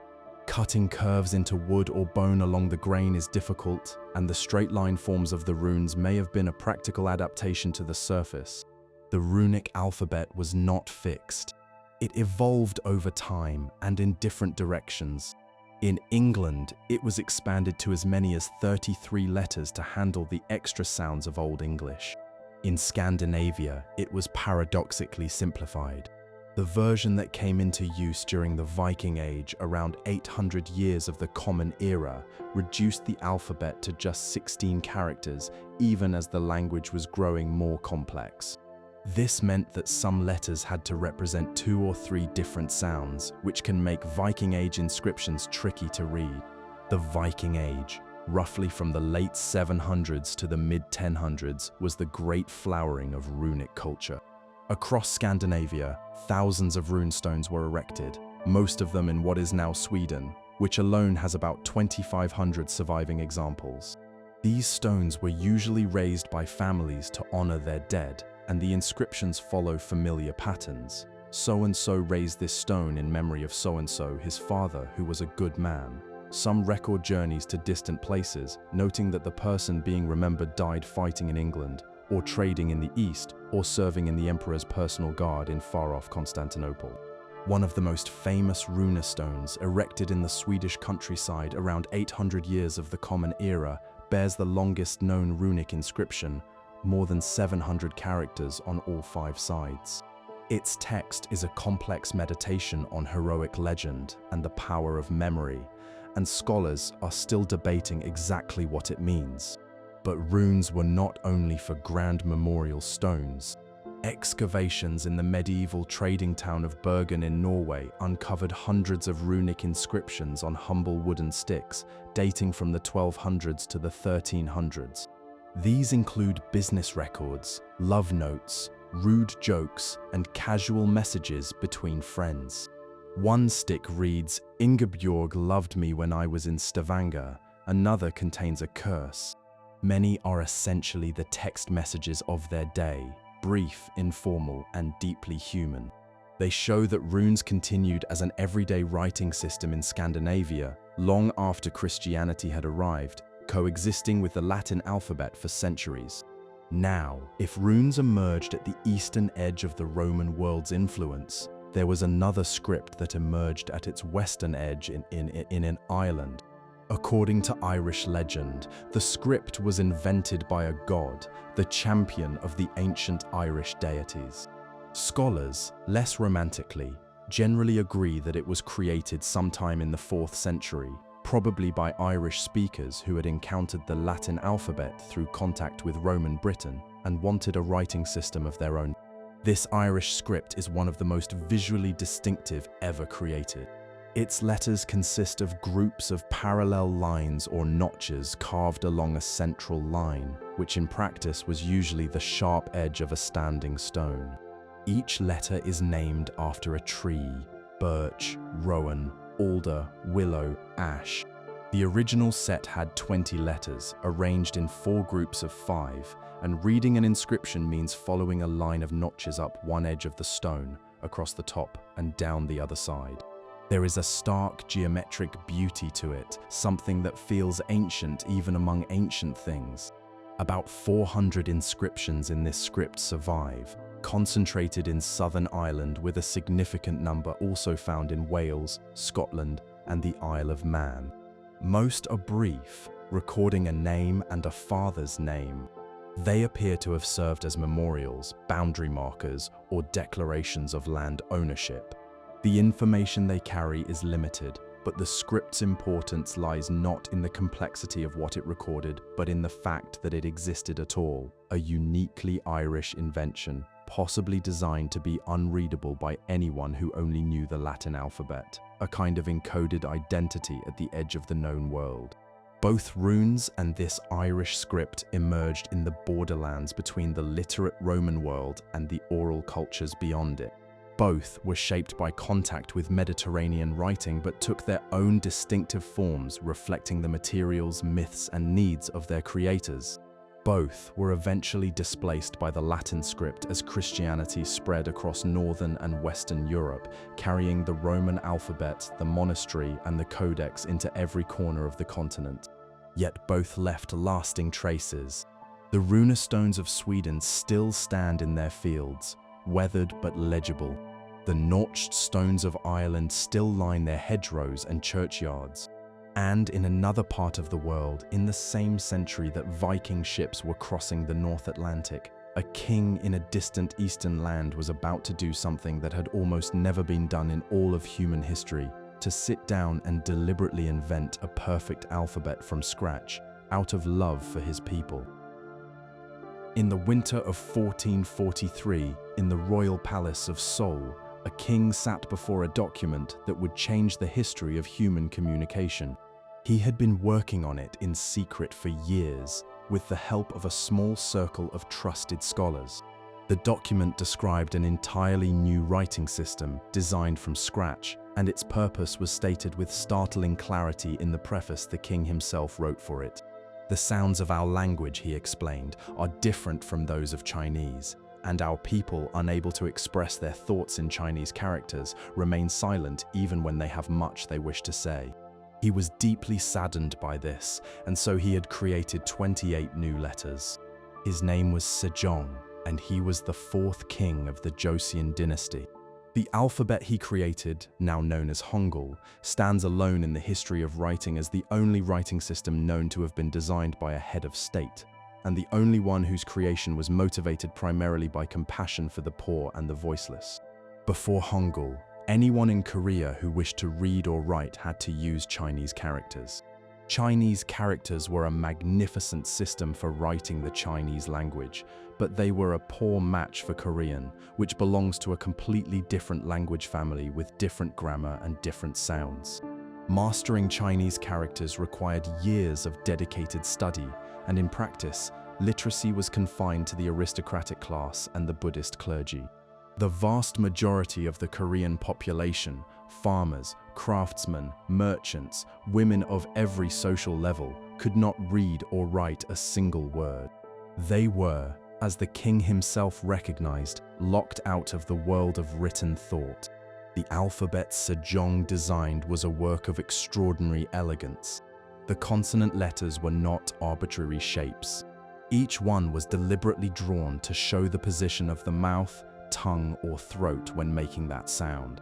The letter for the G sound shows the back of the tongue touching the roof of the mouth.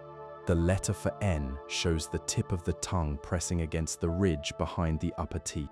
The letter for M shows closed lips. Related sounds were indicated by adding small strokes to the basic shapes so that a family of related letters could be recognized at a glance. The system was phonetically scientific, centuries before the formal study of speech sounds existed. The vowels were designed on a different principle, drawn from the philosophical ideas of heaven, earth, and the human being. A round dot represented the sky, a horizontal line the flat earth, and a vertical line the standing person. From these three elements, all the vowel signs were systematically constructed.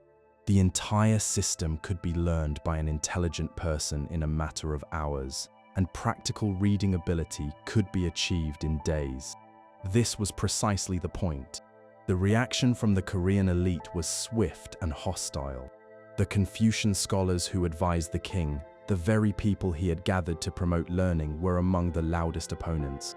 One leading scholar submitted a formal protest, arguing that Chinese characters were the proper medium of civilized expression, that adopting a new script would lower Korea to the level of uncivilized nations, and that the whole project was unnecessary and dangerous.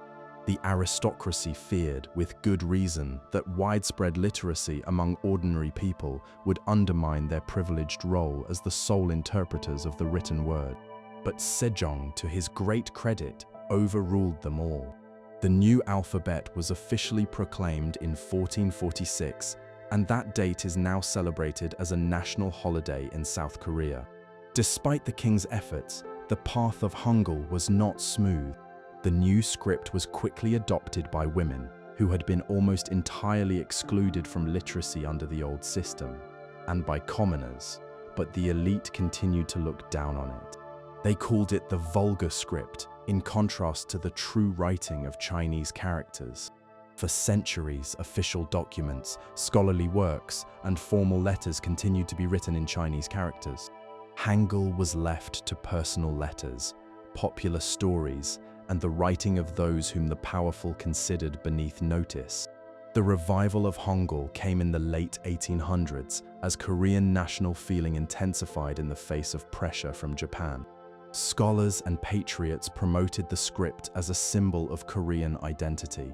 When Japan annexed Korea in 1910, the colonial government initially tolerated Hangul, but increasingly suppressed it as part of a broader campaign to erase Korean culture. By the 1940s, teaching or using Hangul was effectively forbidden, and those who championed it were imprisoned. After the liberation of Korea in 1945, Hangul experienced an immediate rebirth. Both North and South Korea adopted it as their official writing system, and today it is used for virtually all writing in both countries. The literacy rate in South Korea exceeds 99%. Linguists around the world regard Hangul as one of the most brilliantly designed writing systems in existence. Its letters are not random shapes, but visual diagrams of the sounds they represent. The way letters are grouped into neat blocks, one block for each syllable, gives the script a visual density and elegance that has been compared to Chinese characters while being far easier to learn. It can represent every sound in the Korean language with perfect precision, something the Latin alphabet fails to do for most of the many languages that have adopted it. Sejong died in 1450, just 4 years after Hangul was proclaimed. He was frail in his final years, struggling with poor health. He did not live to see the full impact of his creation, but the alphabet he designed has now been in continuous use for nearly 6 centuries, and the principle that inspired it, that every human being deserves the ability to read and write regardless of birth or station, remains as urgent today as it was when a 15th century king first picked up his brush and began to draw the shapes of sounds. And now let us step back from scripts and alphabets for a moment and think about something we have touched on many times but never properly explored. The surfaces on which all this writing was done, the stone, the clay, the papyrus, and the parchment that made the written word possible.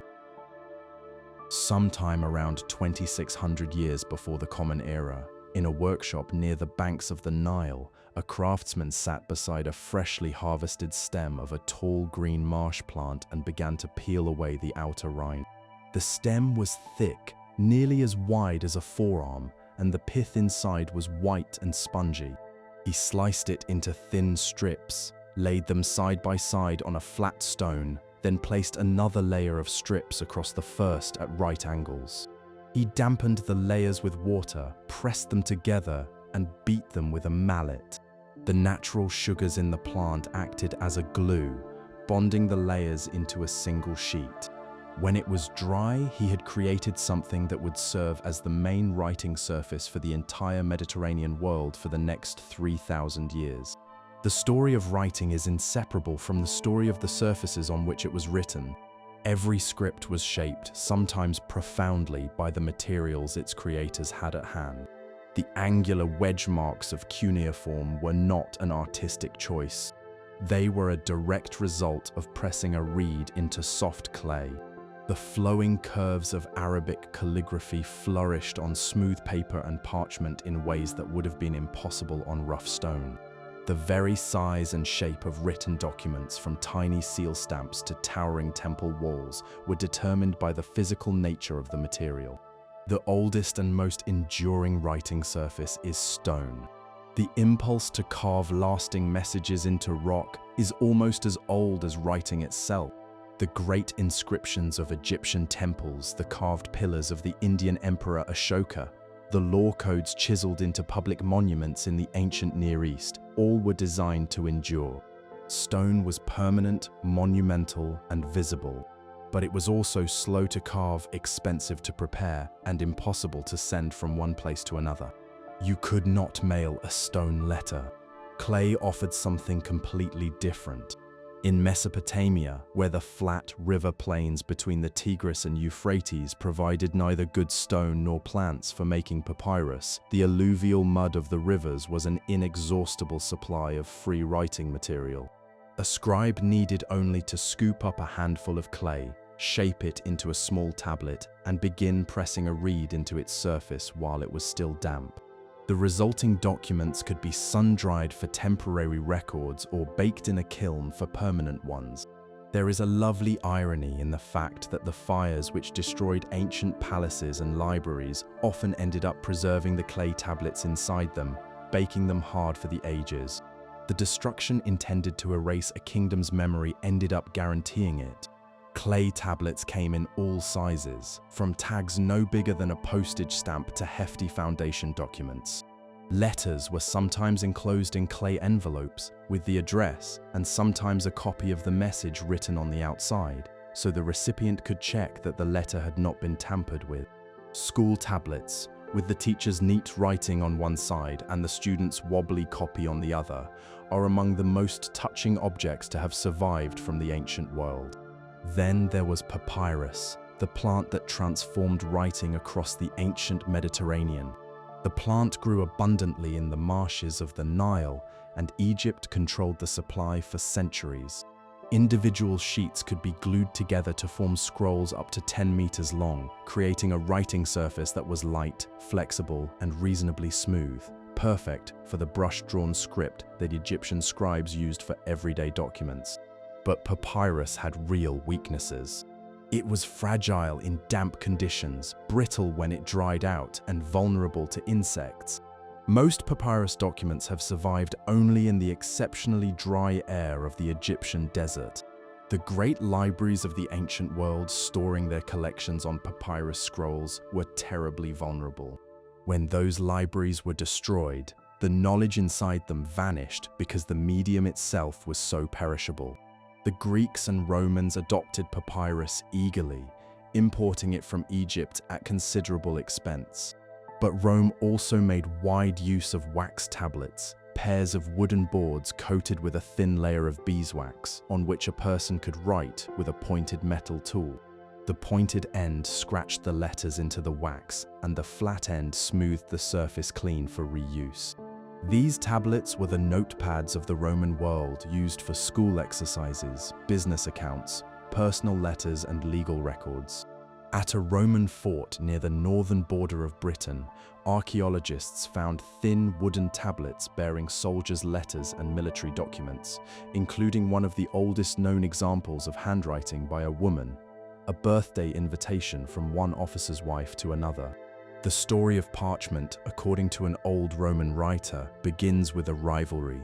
A king in the city of Pergamon, in what is now Turkey, wanted to build a library to compete with the famous Library of Alexandria. The rulers of Egypt, jealous of the competition, supposedly cut off the supply of papyrus. Forced to find an alternative, the scholars of Pergamon developed a new writing surface from animal skins, carefully soaked, stretched, and scraped until they were thin and smooth. The story is probably not strictly true, since people had written on animal skins long before, but parchment as a refined product did become the dominant writing surface of the medieval world. Parchment had crucial advantages over papyrus. It was more durable, could be folded without cracking, could be written on both sides, and could be produced anywhere animals were raised. The rise of parchment coincided with the shift from the scroll to the bound book, the format we still use today. But parchment was expensive. Producing a single large Bible might require the skins of 200 or more animals. This expense led to one of the most poignant practices in the history of writing, the reuse of old manuscripts. Scribes desperate for material would scrape away the text of an older book and write new text over the faint traces. Centuries later, modern technology has allowed scholars to recover some of those erased words, revealing hidden masterpieces beneath layers of overwriting. Other cultures found other surfaces. In China, scribes wrote on strips of bamboo tied together with cord and on silk. In India, texts were inscribed on palm leaves. In Central America, books were painted on bark paper. In every case, the surface shaped the script. The round letter shapes of some South Indian scripts evolved specifically to avoid splitting the palm leaves along the grain, a problem that straight horizontal lines would have caused. The history of writing surfaces is, at heart, a story about the human desire to make thoughts last. And the surface that would ultimately prove the most transformative was about to arrive, a material so light, so cheap, and so versatile that it would change the relationship between human beings and the written word forever, a material called paper, and its journey from China to the rest of the world. In the year 105 of the Common Era, a court official named Kai Lun stood before the Emperor of China and presented a new material. He had not invented paper from nothing. Evidence shows that a rough form of paper existed in China as early as the 2nd century before the Common Era, with fragments found in ancient tombs. But Kai Lun refined and perfected the process, using a mixture of tree bark, old cloth, hemp and fishnets, pounding them into a pulp, suspending the pulp in water, and lifting thin layers onto a screen to dry. The result was a writing surface that was lighter than bamboo, cheaper than silk, smoother than bark, and stronger than papyrus. The emperor was pleased. Kai Lun was promoted, and he had given the world the material that would carry more human thought than any other substance in history. Kai Lun's own life ended less happily than his invention. He became entangled in the political intrigues that swirled around the imperial court, and around the year 121, facing arrest. He is said to have bathed, dressed in his finest robes, and swallowed poison. But the thing he had perfected was already beyond the reach of any emperor or any court. Paper spread rapidly across China, replacing the heavy bamboo strips that had been the standard writing material for centuries. A book made of bamboo was bulky and difficult to carry. Paper was light, stackable, and could be cut to any size. Within a few generations, paper had transformed the written culture of China. For several centuries, China kept the knowledge of papermaking largely to itself. The technology spread first to the nearest neighbors. Korea received it by the 4th century, and Japan by the 6th or 7th century, where artisans developed their own distinctive tradition, producing paper of exceptional beauty and strength from the fibers of local plants. Japanese paper was so durable it could be used for screens, lanterns, and even clothing. The traditional story of how paper traveled westward centers on a single battle. In the year 751, in the valley of the Talas River in what is now Kyrgyzstan, a Chinese army clashed with the forces of the Great Islamic Empire. The Chinese were defeated, and among the prisoners taken by the victors were, according to tradition, skilled papermakers who taught their craft to their captors. The story is plausible, but probably gives too much credit to a single event. Paper was likely already known in Central Asia before the battle, and the technology probably diffused along the trade routes through many channels. What is certain is that after the middle of the 8th century, papermaking flourished across the Islamic world. The city of Samarkand became the first great center of Islamic papermaking, and from there the craft spread rapidly to Baghdad by the late 700s, to Damascus and Cairo in the following century, and across North Africa to the Iberian Peninsula. Islamic papermakers improved the process considerably. They replaced the bark and hemp of the Chinese method with cotton and linen rags, producing a paper that was smoother, more uniform, and better suited to the flowing Arabic script. They also introduced water-powered mills to pound the fibers, greatly increasing production. Paper was essential to the intellectual explosion of the Islamic Golden Age. The great centers of learning in Baghdad, where scholars translated the works of the ancient Greeks, Persians, and Indians into Arabic, depended on cheap, abundant paper to carry out their massive translation projects. Without paper, the effort that preserved and transmitted the knowledge of the ancient world to future generations would simply not have been possible. One famous translator was said to have been paid the weight of his finished translations in gold, a payment that only made sense because paper had made the production of books so much cheaper than parchment ever had. Europe was the last major region to adopt paper, and it did so reluctantly. The first European paper mill is generally placed in Spain, near Valencia, established around the middle of the 11th century. Italy followed, and the mills of the town of Fabriano, established by the late 1200s, became famous for innovations including watermarking and smoother finishes. From Italy, papermaking spread to France, Germany, and the rest of Europe during the 1300s and 1400s.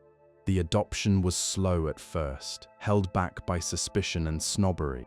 In 1221, the ruler of the Holy Roman Empire declared that official documents written on paper were legally invalid, insisting that only parchment carried proper authority. Paper was seen as flimsy, impermanent, and foreign, associated with the Islamic world and viewed with distrust. But economics eventually won the argument. Paper was dramatically cheaper than parchment. A single parchment Bible might require the skins of 200 animals, while paper could be produced in unlimited quantities from old rags and plant fibers. By the 1400s, paper had largely replaced parchment for everyday writing across Europe. And the timing turned out to be decisive. When a German goldsmith named Johann Gutenberg developed his movable type printing press around 1440, paper was already available in large enough quantities and at a low enough price to make mass printing practical. Had Gutenberg been forced to print on parchment, his revolution would never have gotten off the ground. Printing a single Bible on parchment would have required the skins of roughly 300 sheep, making mass production unthinkable.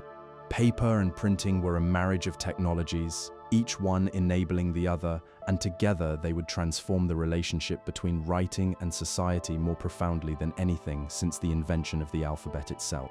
Each culture that adopted paper shaped it to suit local needs and traditions. The Chinese made paper from bamboo, mulberry bark, and hemp.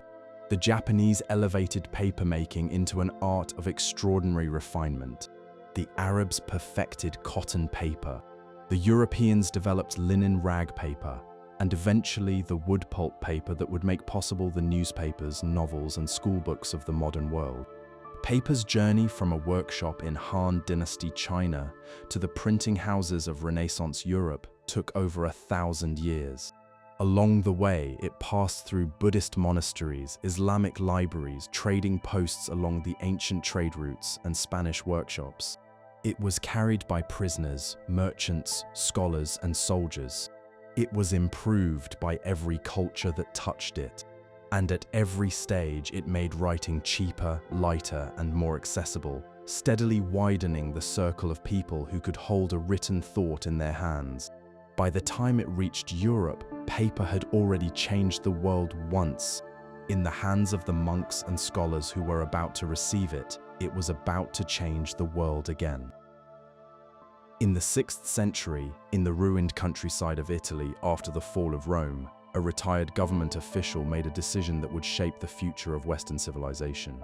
His name was Cassiodorus, and he had served the kings who ruled Italy in the chaotic decades after the empire's collapse.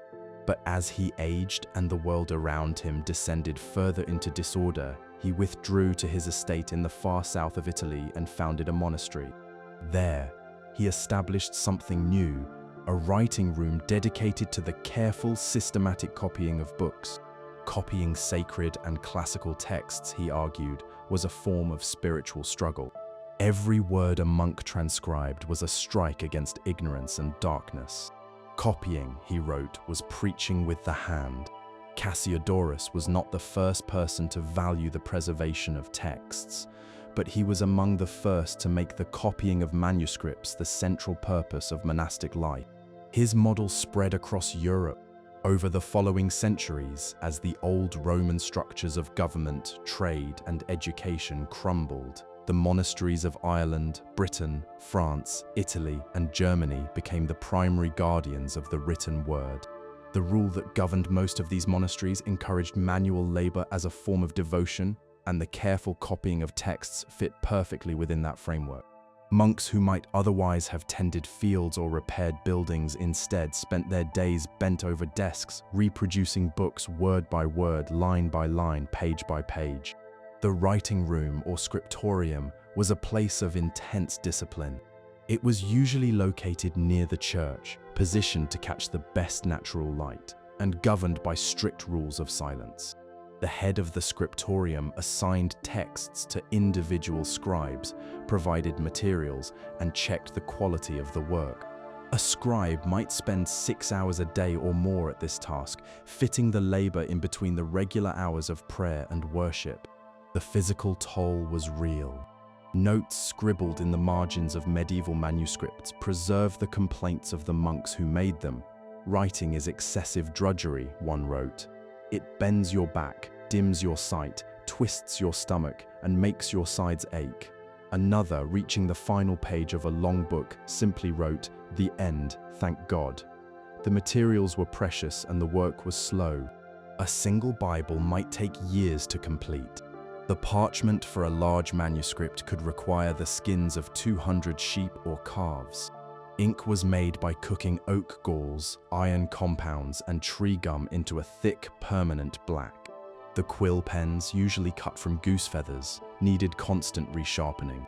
And for the most magnificent manuscripts, pigments were ground from minerals, plants, and even crushed insects, with deep blue made from a stone mined in Afghanistan, red from a compound of mercury, and gleaming gold beaten to sheets thinner than paper. The greatest of the illuminated manuscripts from the islands of Britain and Ireland are among the supreme works of Western art. The most famous was created around 800 years of the Common Era, probably at a monastery on a small island off the coast of Scotland before being moved to Ireland for safety from Viking raids.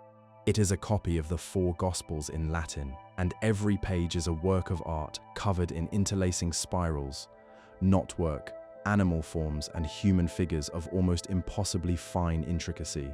Some of the decorative details are so fine that scholars have wondered whether the monks used magnifying crystals to see what they were drawing. This manuscript now resides in a university library in Dublin, where it draws 500,000 visitors a year.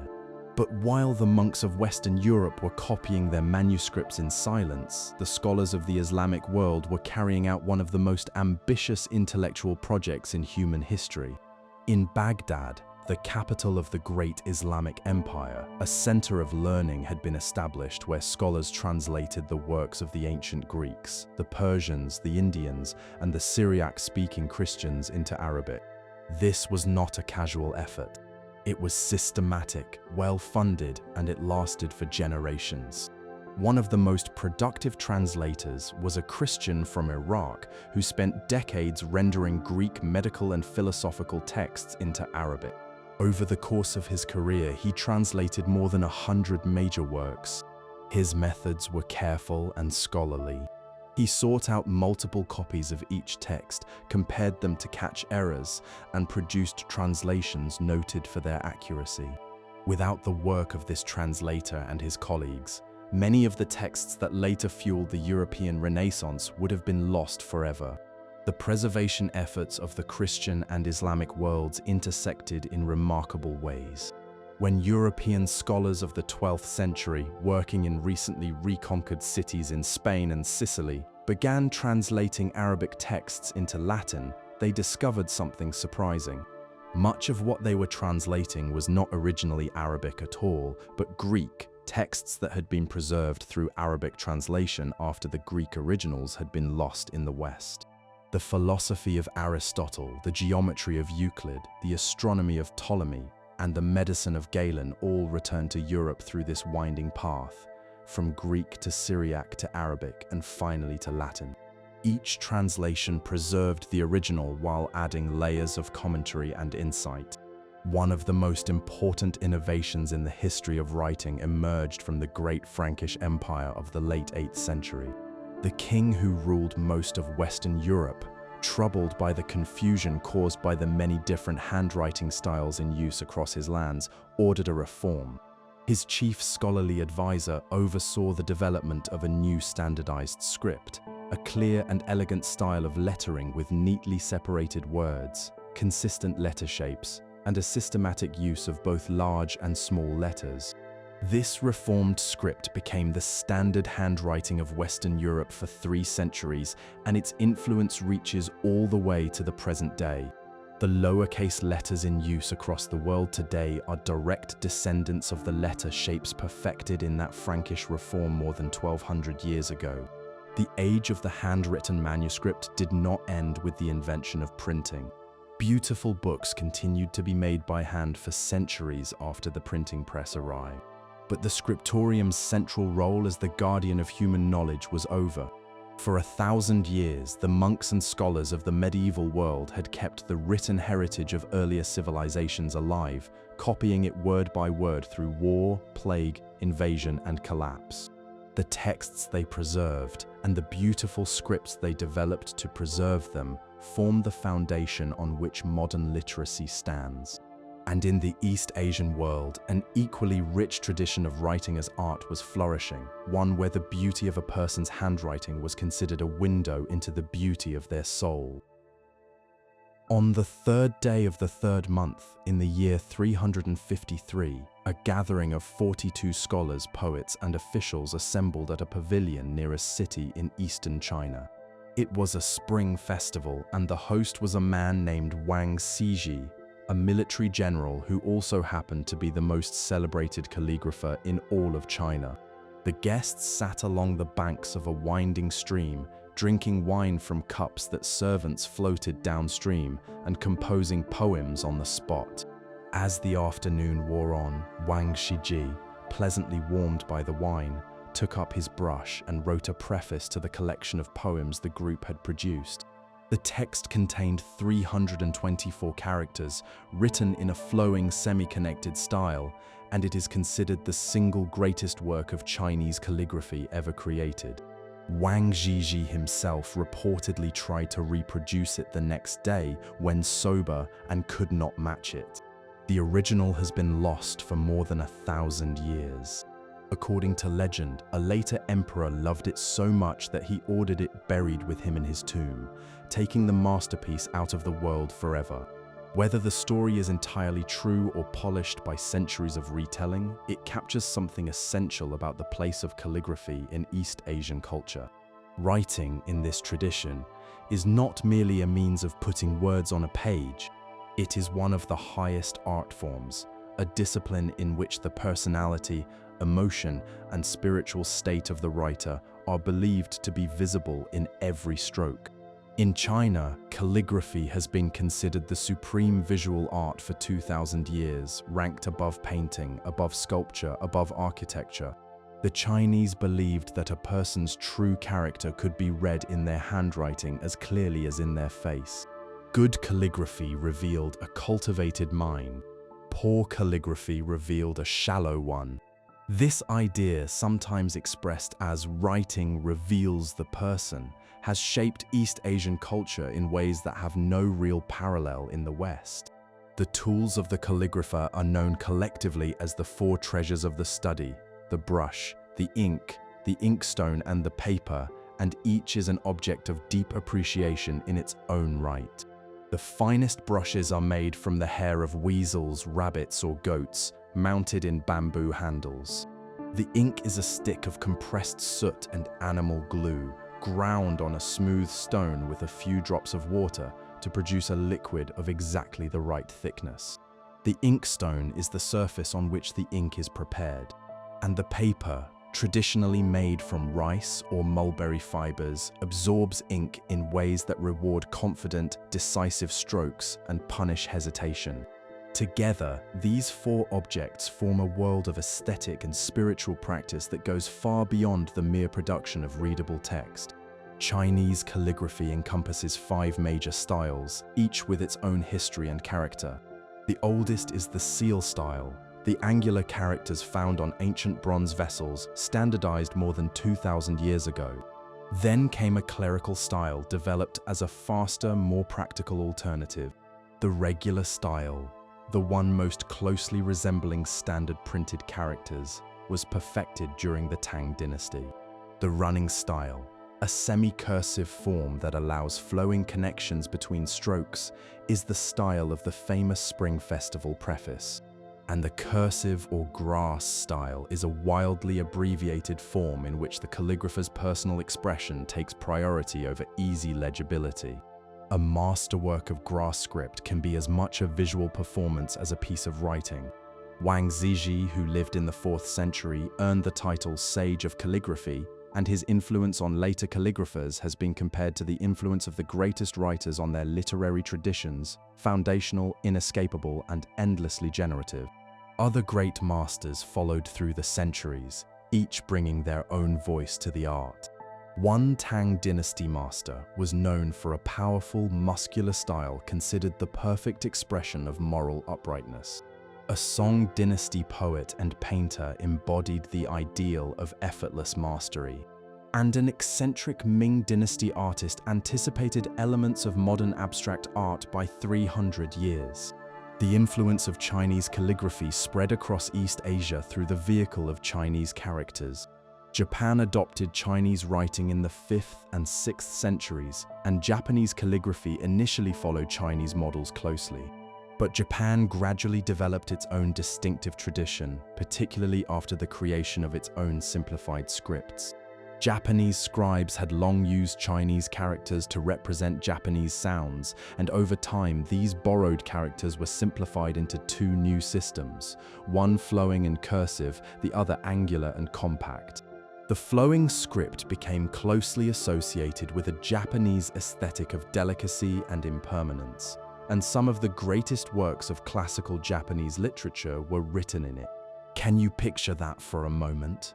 A Japanese noblewoman in the year 1000 sitting in a dimly lit room, her brush moving across the page in the soft flowing forms of her script, composing a story that would become one of the most celebrated novels in world literature. The beauty of the handwriting was inseparable from the beauty of the words.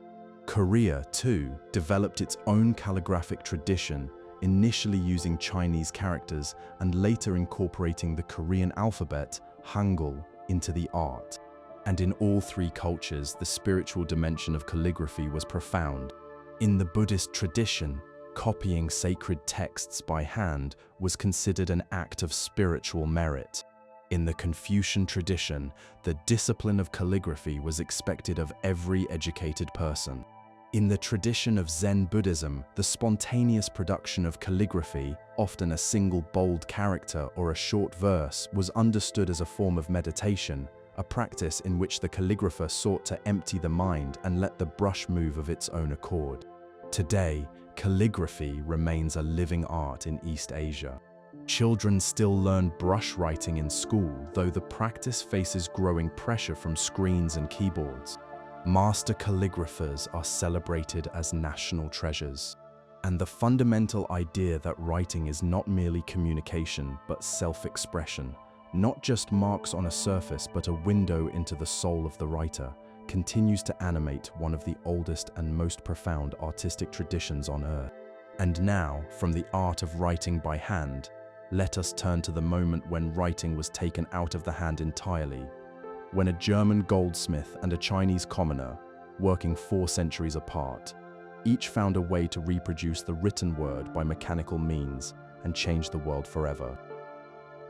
Sometime around the year 1040, in a workshop in China, a commoner named Bai Sheng sat before a collection of tiny clay blocks, each one carved with a single Chinese character.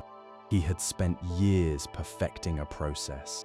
Each character was shaped in reverse, fired in a kiln until it hardened, then arranged in an iron frame and held in place with a mixture of resin, wax, and paper ash. When the frame was heated, the adhesive softened just enough to let the blocks be pressed level, and when it cooled, they locked into place, ready for inking and printing.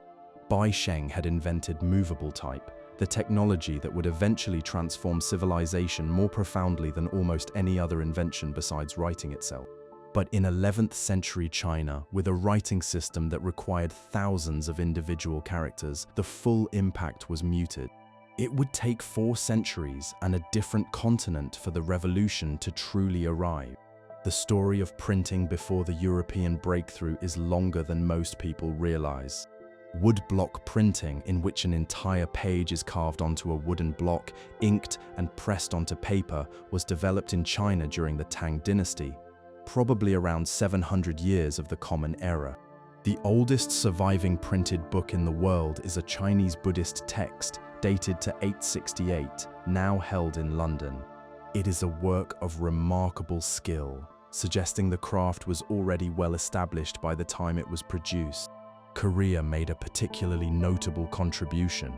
In the 13th century, Korean craftsmen developed movable type cast in metal, probably the earliest metal type in the world. A Korean Buddhist text printed with metal type in 1377 is the oldest surviving book made this way, predating the European version by nearly 80 years. Yet, Korean metal type did not spark the kind of cultural earthquake that was about to happen in Europe, partly because of the difficulty of managing thousands of characters, and partly because the social conditions for a print revolution were not yet in place. Johann Gutenberg was born around 1400 in the city of Mainz, in what is now Germany. He was trained as a goldsmith, a background that would prove essential. His genius lay not in a single new idea, but in the combination of several existing technologies into a system far more powerful than any of its parts. From goldsmithing, he drew the precision metalworking needed to create adjustable molds for casting individual letters in a durable metal alloy. From the wine industry, he adapted the screw press into a mechanism for pressing inked type onto paper. From painters, he borrowed the concept of oil-based ink, which clung to metal type far better than the water-based inks used for woodblocks. The development took years and cost more money than Gutenberg had. He borrowed heavily from a businessman in Mainz who would later sue him and seize his equipment. Around 1452, Gutenberg began printing his great work, a 2-volume Bible in Latin, set in a typeface of extraordinary beauty that closely imitated the finest handwritten manuscripts. The Bible is estimated to have been produced in a run of about 180 copies, of which roughly 49 survive today. Some were printed on paper, others on parchment made from the skins of about 170 calves per copy. The impact was almost immediate. By 1455, the year the Bible was completed, other printers were already setting up workshops. By 1470, printing presses were operating in cities across Germany, Italy, France, and the Netherlands.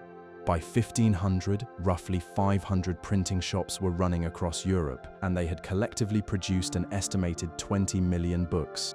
The number is staggering. Before Gutenberg, the total number of books in all of Europe was probably fewer than 100,000, each one copied by hand. Within 50 years of his invention, that number had increased 200-fold. Gutenberg himself did not prosper. His partnership collapsed in a lawsuit, and his business partner took over the printing operation and grew wealthy. Gutenberg spent his later years in relative obscurity, though a local churchman eventually granted him a pension that included an annual supply of grain, wine, and clothing. He died in 1468 and was buried in a church in Mainz that was later demolished, so even the location of his grave is unknown. But the forces he had set loose could not be contained. The printing press did not merely copy existing texts faster. It transformed the entire world of written knowledge. In the age of manuscripts, every copy was unique, expensive, and potentially different from every other copy due to the inevitable errors of hand copying. In the age of print, hundreds or thousands of identical copies could be produced quickly and cheaply, ensuring that readers across an entire continent were, quite literally, reading the same words on the same page. This had enormous consequences for every area of intellectual life. The relationship between printing and writing is more interesting than it might first seem. Printing was, in one sense, the ultimate triumph of writing, extending the reach of the written word to an extent no scribe could have imagined. But in another sense, it changed the very nature of writing. A handwritten manuscript was a unique object, bearing the personal mark of its creator. A printed book was a mass-produced item, identical to every other copy in its run. Handwriting was an art. Typesetting was a craft. The shift from manuscript to print was, in a way, the first great mechanization of a human creative activity, and it foreshadowed the Industrial Revolution that would come 3 centuries later. The effect on literacy was transformative, though gradual. Printing did not create mass literacy overnight. That process would take centuries and require the development of schools and public education. But by making books dramatically cheaper and more available, printing made literacy far more useful and appealing. A farmer in 1400 had little reason to learn to read, since there was almost nothing available for him to read. A farmer in 1500 could buy a cheap printed calendar, a book of practical advice, or a pamphlet about the religious controversies of the day. The reasons to learn to read and the materials to practice with had both multiplied enormously. And that multiplication was about to set off a chain of transformations across European culture, from religion to science to politics, that would reshape the entire world. On the morning of October the 31st, 1517, a German theology professor walked to the door of a church in Wittenberg and nailed a document to it. The document contained 95 arguments criticizing the church's practice of selling forgiveness for money. The professor, Martin Luther, had written them in Latin, intended for a quiet academic debate among scholars. What happened next was something he had neither planned nor anticipated. Within weeks, someone translated the document into German, and a printer, sensing a commercial opportunity, ran off hundreds of copies. Within a month, it had spread across the German-speaking world. Within a year, it was being read in cities from Switzerland to England to Rome. The Reformation, one of the most far-reaching upheavals in European history, had been ignited by a piece of paper nailed to a door, but it was sustained and amplified by the printing press. Luther understood the power of print more quickly than anyone of his time. Over the following decades, he produced an enormous volume of writing, pamphlets, sermons, hymns, and most importantly, a German translation of the entire Bible. The publishing industry of Wittenberg, a small university town that had possessed a single press before Luther, exploded with activity. The numbers are remarkable. In the years between 1517 and 1546, publishers in Wittenberg alone produced thousands of works, with an estimated total circulation of 3 million copies. The format was as important as the content. Luther and his allies pioneered the use of short, cheap pamphlets that could be printed in days and sold for a few pennies. These were written in German, not Latin, which meant they could be read by anyone who was literate in the everyday language, not just university-trained clergy. Many included woodcut illustrations that conveyed the message even to those who could not read at all. For every pamphlet the opposing side produced in response, the reformers produced 5. It was the first mass media campaign in history. The Reformation revealed something about printing that would recur again and again throughout its history.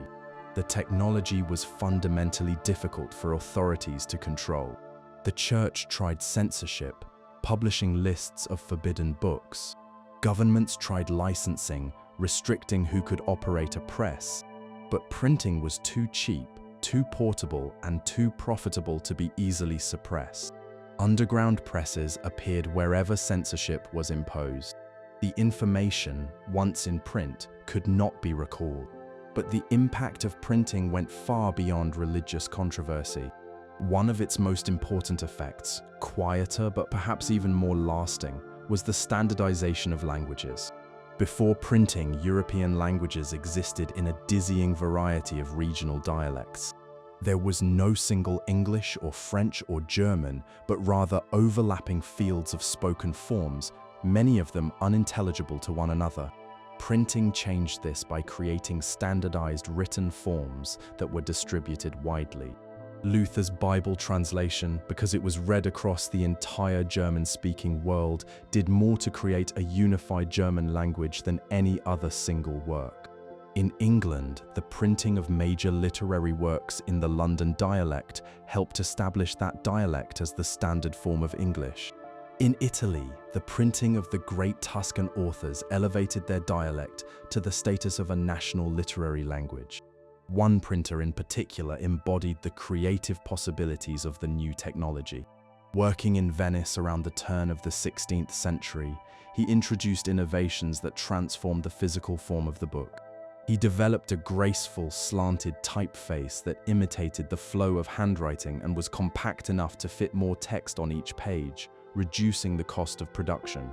His most radical idea was the pocketbook, a small, portable edition of classic texts that could be carried in a coat or a saddlebag. Before him, printed books were large and heavy, designed to sit on shelves. His small editions were an instant success, and they changed the way people read. He also standardized punctuation, establishing the modern use of the comma, the semicolon, and the period, and his publishing mark became the first widely recognized brand in the book trade. The scientific revolution of the 16 and 1700s was deeply connected to print. Before the press, scientific knowledge was shared through handwritten manuscripts that were expensive, rare, and often full of copying errors. Printing allowed scientists to publish their findings in standardized form, ensuring that colleagues across Europe could read the same text, replicate experiments, and build on earlier work. The great astronomical work that proposed the sun, not the Earth, sat at the center of the solar system, published in 1543, would have had far less impact as a manuscript circulating among a handful of scholars. As a printed book, it reached astronomers across Europe within months. The same was true for a revolutionary anatomical atlas published in the same year, whose detailed illustrations of the human body could be reproduced with perfect accuracy in every copy, something utterly impossible in the world of handwritten books. Print made science cumulative in a way it had never been before. Each generation could build reliably on the published findings of the last.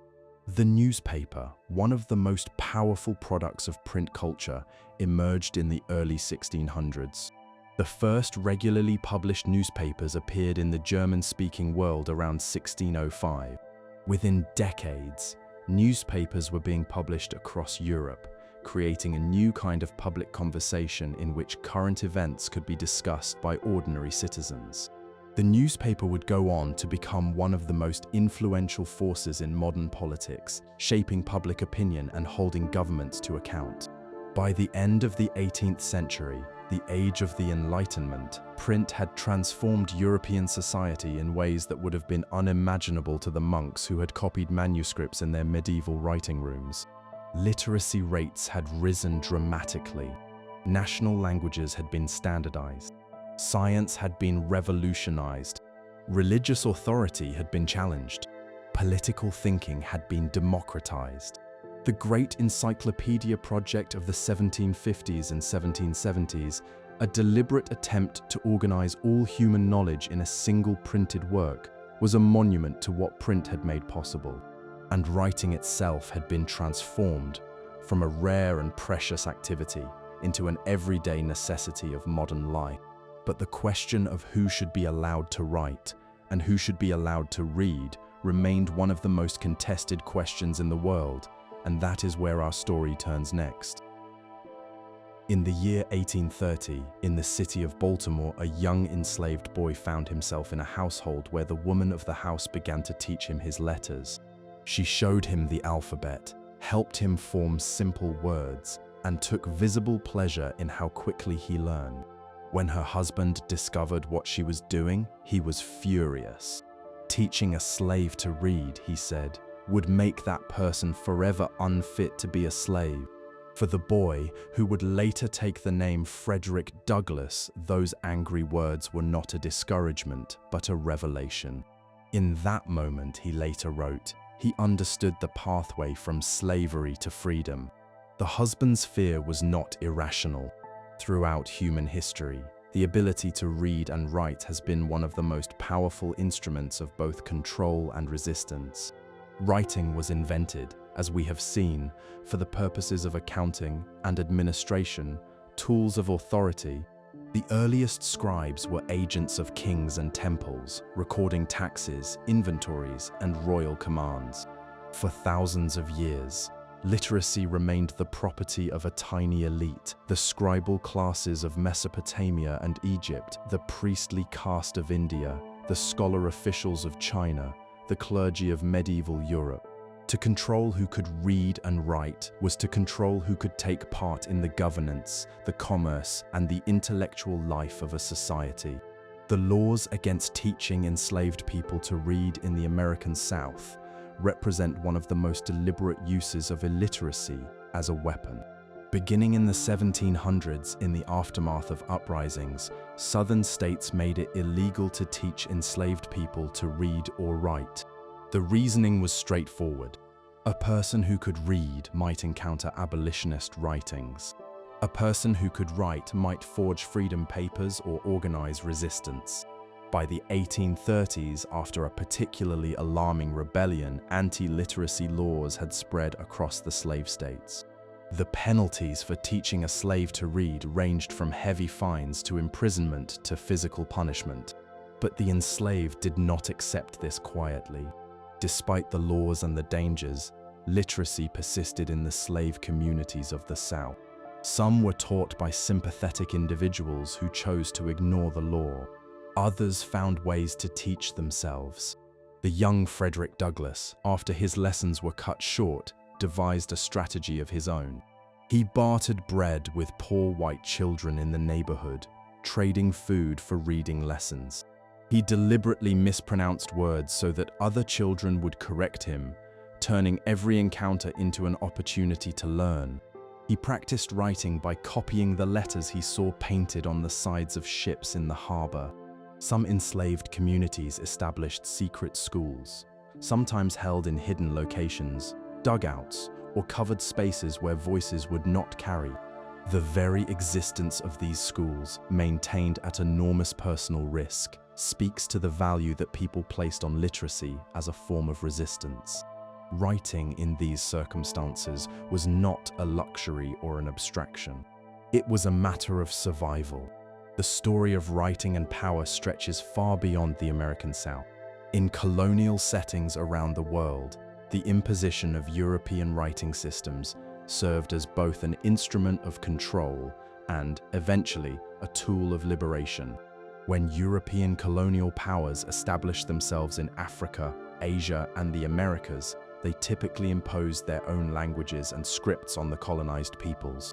Local writing systems were suppressed, local languages were pushed to the margins, and literacy in the colonial language became the requirement for participation in government, commerce, and social life. This was entirely deliberate. Colonial education systems were designed to produce a class of local administrators who could function in the language of the ruling power, serving as a bridge between the colonizers and the colonized.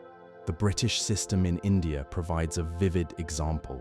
In 1835, an influential official argued that the British should create a class of people who were Indian in appearance, but English in their thinking, their taste, and their values. He openly dismissed the entire literary heritage of India and the Arab world, claiming that a single shelf of European books was worth more than all the literature of both traditions combined.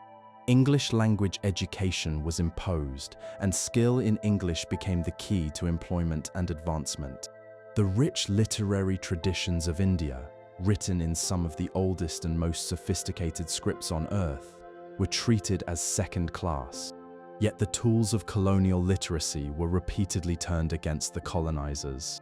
In India, the very English education that the British had promoted produced a generation of leaders who used the colonizers' language to demand independence. In Africa, leaders who had been educated in European schools used European languages to organize movements that would dismantle colonial rule. The written word, once placed in the hands of the colonized, could not be controlled. The relationship between literacy and liberation has also played out in terms of gender. For most of recorded history, in most societies, women were excluded from writing or given access only to limited domestic forms of it. In medieval Europe, women were generally denied knowledge of Latin, the language of power and learning. In many Asian societies, women's literacy was confined to the home. The creation of the Korean alphabet was partly driven by the desire to give women, who were almost entirely shut out of the Chinese writing system, a means of expression. In Japan, the flowing cursive script was long associated with women writers, and some of the greatest works of Japanese literature were composed in it. The push for universal literacy has been one of the defining projects of the modern age. In the 19th century, the development of public schooling dramatically expanded access to reading and writing. Compulsory education laws established the principle that every child had a right to learn. Literacy rates, which had been below 10% in most European countries in 1500, rose steadily, and by 1900, several countries had achieved rates above 80%. In the 20th century, literacy campaigns became instruments of sweeping social change. Cuba's campaign of 1961 sent over 250,000 volunteer teachers into the countryside, reducing illiteracy from about 24% to less than 4% in a single year. A Brazilian educator developed a method that linked reading and writing to political awareness, teaching workers not just to decode words, but to understand the systems that shaped their lives. The dual nature of writing, as both a tool of those who hold power and a weapon of those who seek it, has never been resolved. Writing has been used to record laws that protect the powerful, contracts that bind the vulnerable, and propaganda that deceives the public. It has also been used to compose declarations of freedom, calls for justice, and the personal stories of those who refuse to be silenced. Frederick Douglass, who had to steal his own literacy in defiance of a system designed to keep him in darkness, went on to become one of the most powerful writers in American history, using the very skill his enslavers had tried to deny him to bring their institution down. And now, as we move into the modern era, writing was about to undergo another transformation, as the pen gave way to the machine and the sound of a human hand on paper was replaced by the rhythmic clatter of metal keys. In the autumn of 1867, in a cluttered workshop in Milwaukee, Wisconsin, a newspaper editor named Christopher Latham Scholes sat hunched over a contraption that looked nothing like a writing instrument. It was a modified telegraph mechanism connected to a set of wooden keys. When Scholes pressed a key, a metal arm swung upward and struck a piece of paper wrapped around a cylinder, leaving the impression of a single letter. The machine was clumsy, unreliable, and painfully slow. But when Scholes typed the first words on his prototype, he had accomplished something that inventors had been trying to do for more than a century. He had built a machine that could write. Scholes was not the first to try. He has been called, with some irony, the 76th inventor of the typewriter. As far back as 1714, a British patent had been granted for a mechanical writing device, though the machine itself, if it was ever built, has been lost. Over the following century and a half, dozens of inventors across Europe and America developed typing machines of various kinds, most of them impractical, all of them commercial failures. What set Scholes apart was a combination of persistence, collaboration, and a crucial partnership with a gun manufacturer that had the factories and distribution network to bring the machine to market. The first commercial typewriter, produced beginning in 1873, was a strange-looking device. It typed only in capital letters, and the type bars struck the paper on the underside of the carriage, so the person typing could not see what was being written without lifting the whole mechanism. It was also extremely expensive, roughly equivalent to several $1,000s in today's money, well beyond the reach of most individuals. Early sales were modest, but the machine's most enduring legacy was its keyboard layout. The arrangement of letters that we still use today, with Q, W, E, R, T, and Y along the top row, was the result of an iterative design process influenced by feedback from telegraph operators who tested early prototypes. The popular story that the keys were arranged to prevent mechanical jamming contains some truth, but oversimplifies a more complex history. Whatever the reasons for the original arrangement, it proved remarkably sticky. Competitors adopted it, schools taught it, and it became the standard within a decade. Every attempt to replace it with a more efficient layout has failed. Not because the current arrangement is the best possible, but because the weight of accumulated habit and training has made it essentially permanent. The typewriter's most profound social impact was on the lives of women. Before the machine existed, office work was an almost exclusively male world. Clerks, bookkeepers, and secretaries were men. The typewriter changed this.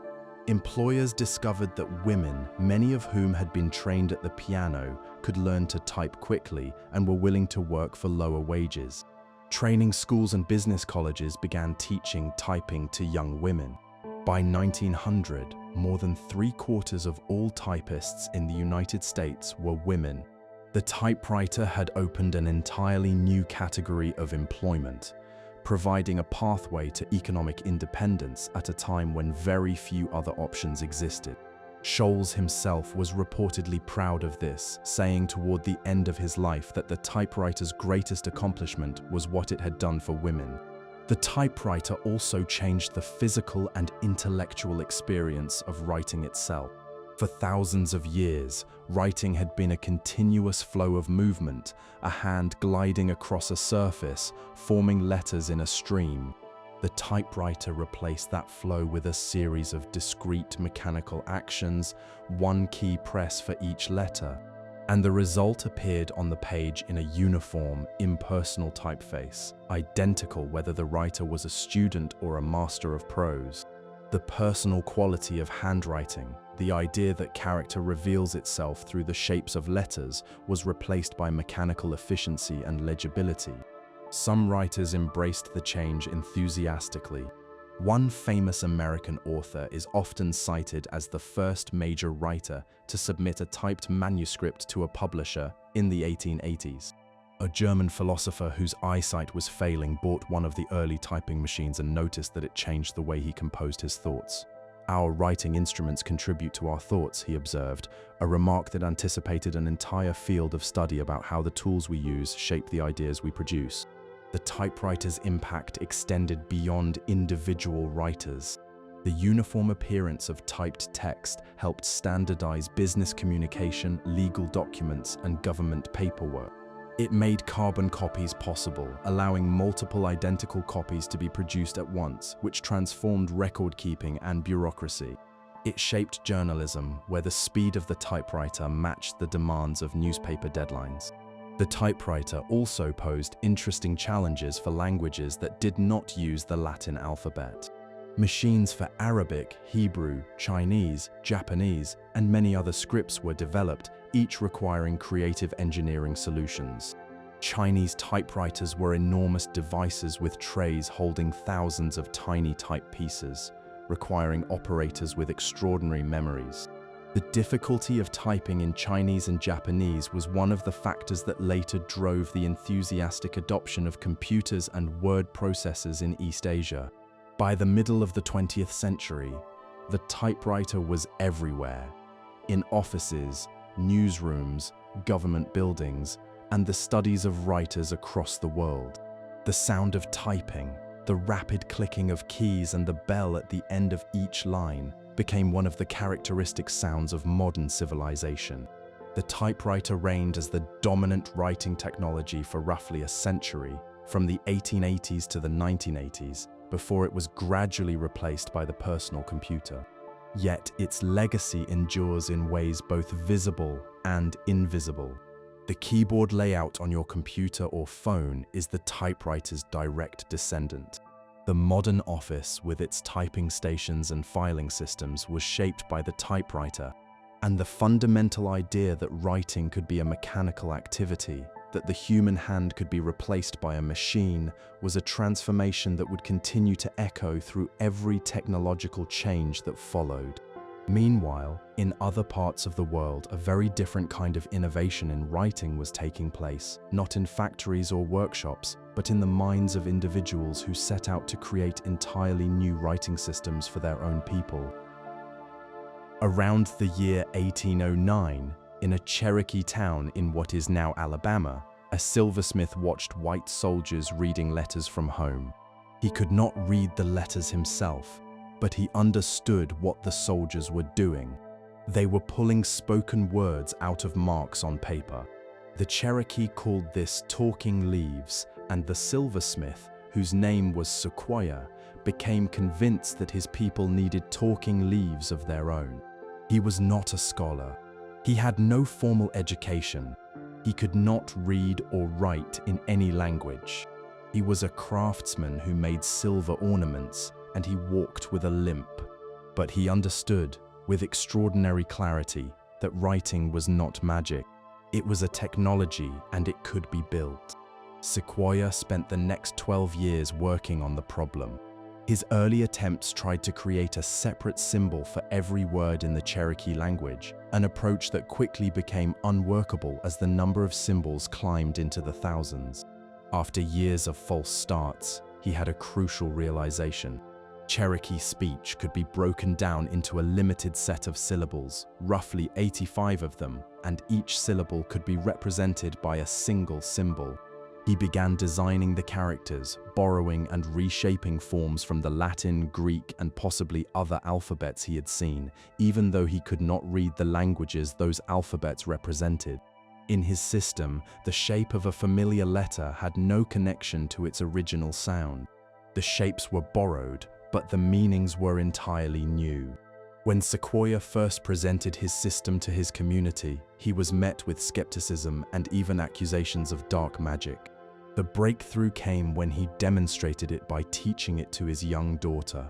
Before the assembled Cherokee Council, Sequoyah and his daughter proved that they could communicate detailed messages in writing, with one leaving the room while the other dictated a message. The demonstration was convincing. The Cherokee Nation adopted the system with remarkable speed. Within a few years, a majority of the Cherokee people could read and write in their own language, a literacy rate that reportedly exceeded that of the surrounding English-speaking population. By 1828, the Cherokee were publishing their own newspaper, printed in both the Cherokee script and English. Sequoyah's achievement is extraordinary not only for what he created, but for how rare it is. The independent invention of a writing system by a single person who cannot read is one of the most unusual events in human history. Most writing systems either evolved gradually over centuries or were created by scholars already literate in another script. Sequoyah showed that the fundamental idea of writing, the concept that speech can be turned into visible marks, could be grasped and put into practice from nothing by someone who had never been taught to read. The Cherokee system may have inspired the creation of other scripts. In West Africa, around 1832, a script was developed for the Vai language in what is now Liberia. It is also a syllable-based system with some structural similarities to the Cherokee approach. The traditional story says its inventor received it in a dream, but scholars have noted that a Cherokee man was living among the Vai people around that time, and it is possible that the concept of syllabic writing traveled with him, even if the specific symbols did not. The Vai script became one of the most successful writing systems created in Africa, used for letters, record-keeping, and stories, and it is still in use today. The Vai script, in turn, may have inspired others. In the late 19th century, new writing systems appeared among other West African peoples.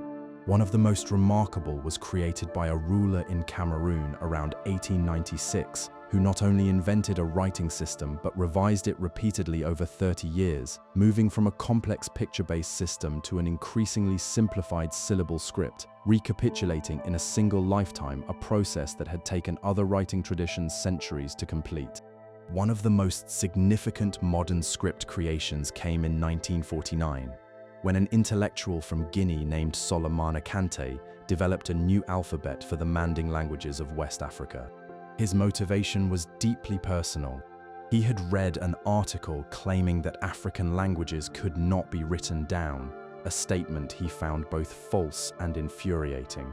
He spent 5 years experimenting with existing scripts, trying Arabic and Latin letters, and finding both inadequate for the tonal languages with their complex vowel systems.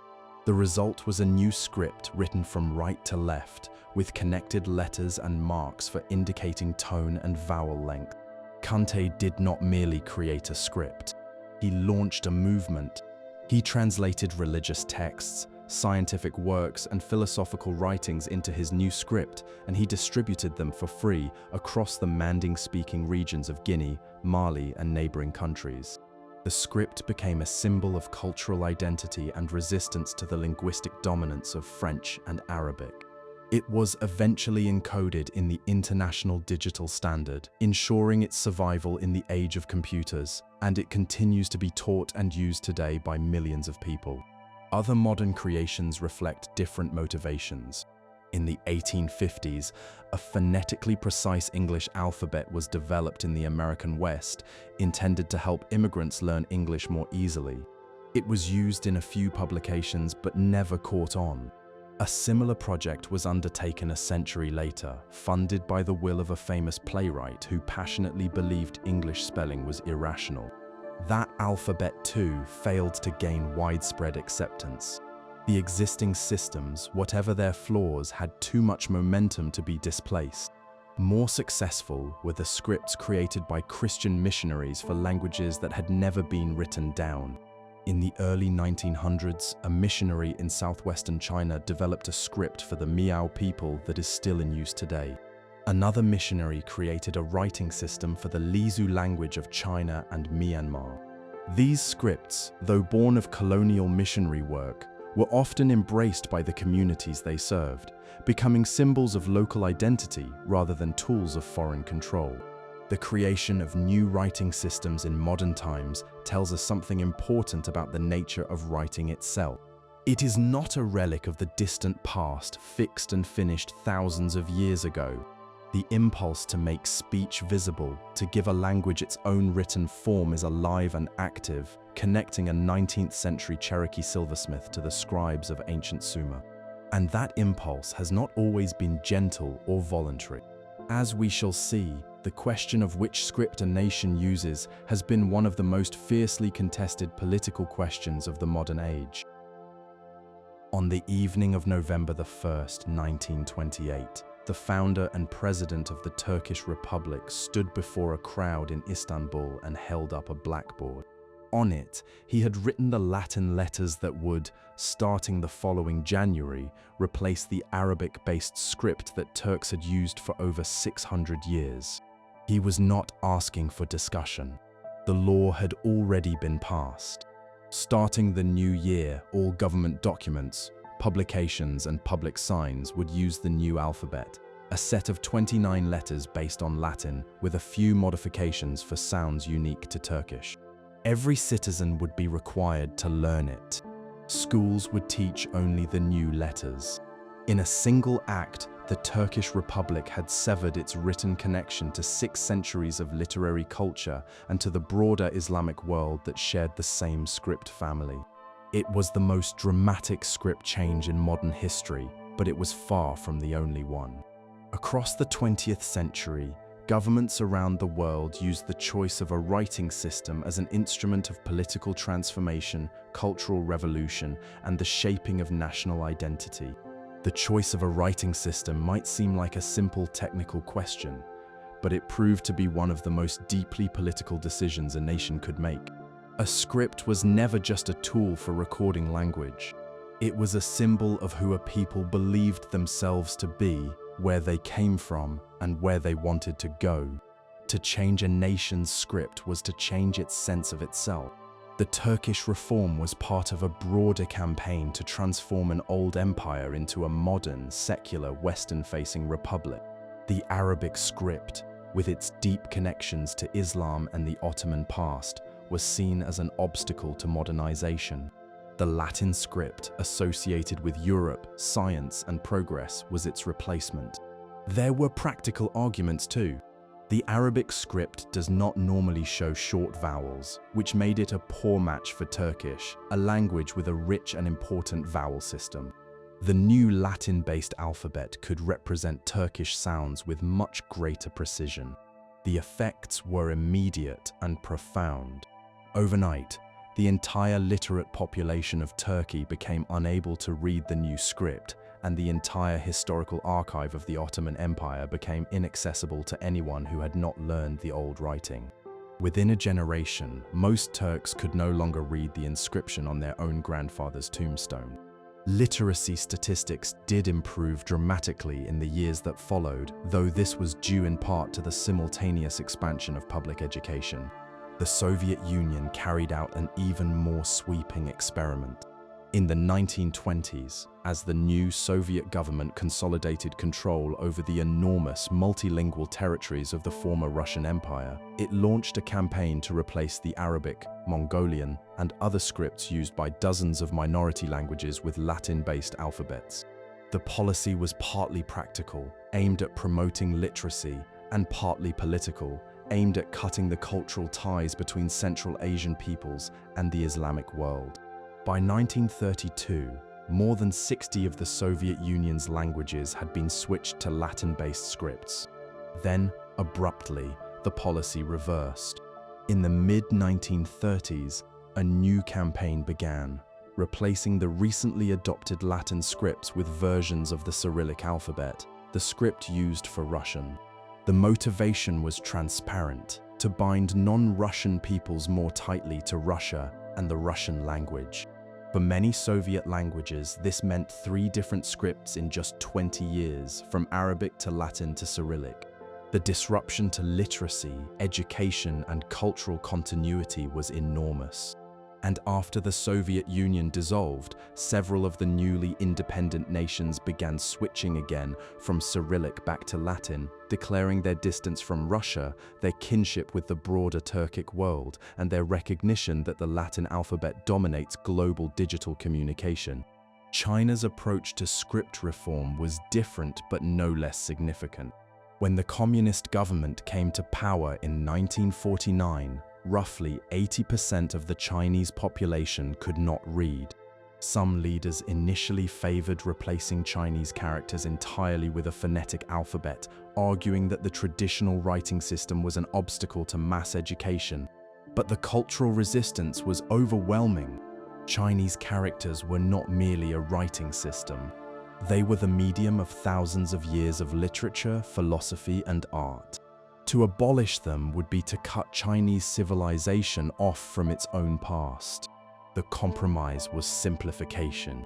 In 1956, the government reduced the number of brushstrokes in hundreds of commonly used characters, making them faster and easier to write while keeping their basic structure. This was accompanied by a system for writing Chinese pronunciation with Latin letters, intended not as a replacement for characters, but as a teaching aid. The simplified characters were adopted in mainland China and later in Singapore, while Taiwan, Hong Kong, and a few other places continued to use the traditional forms. A second, more aggressive round of simplification was proposed in the late 1970s, but it was so unpopular that it was withdrawn within a decade. The public simply would not accept characters that had been stripped too far from their familiar forms. Vietnam offers perhaps the most paradoxical case. The Vietnamese language was originally written in Chinese characters and later in a locally developed variant.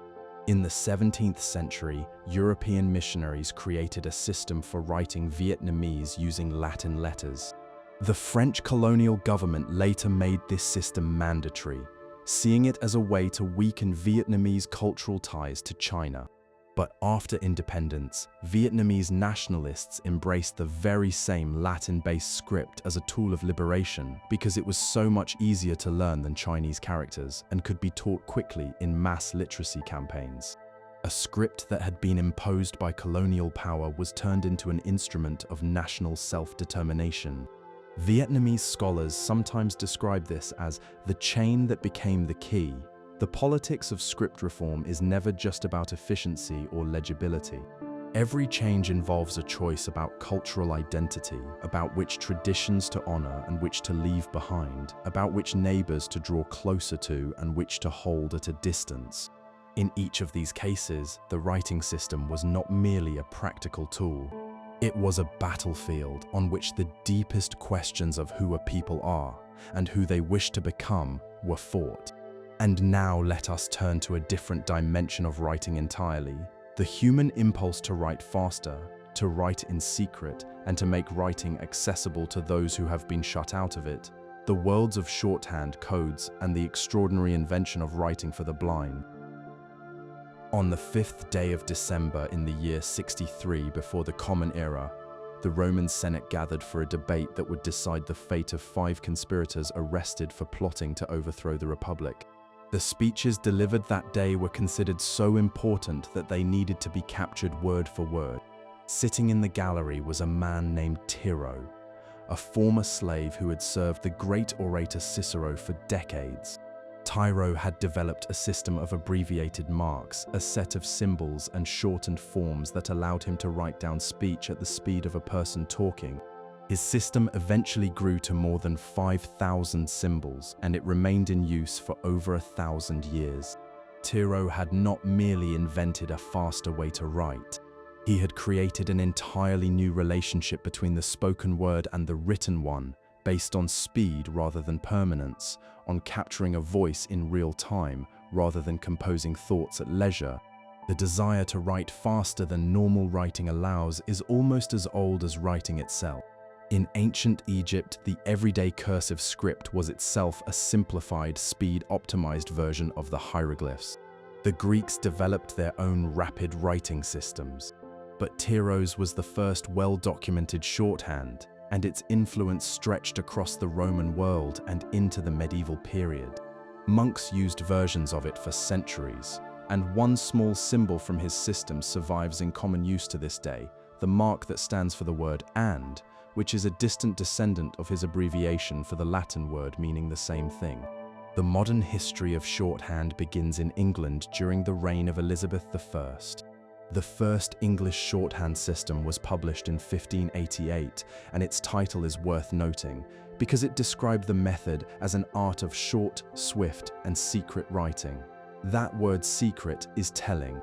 Shorthand has always occupied an uncertain territory between efficiency and concealment. The ability to write in a form that most people cannot read offers advantages that go beyond mere speed.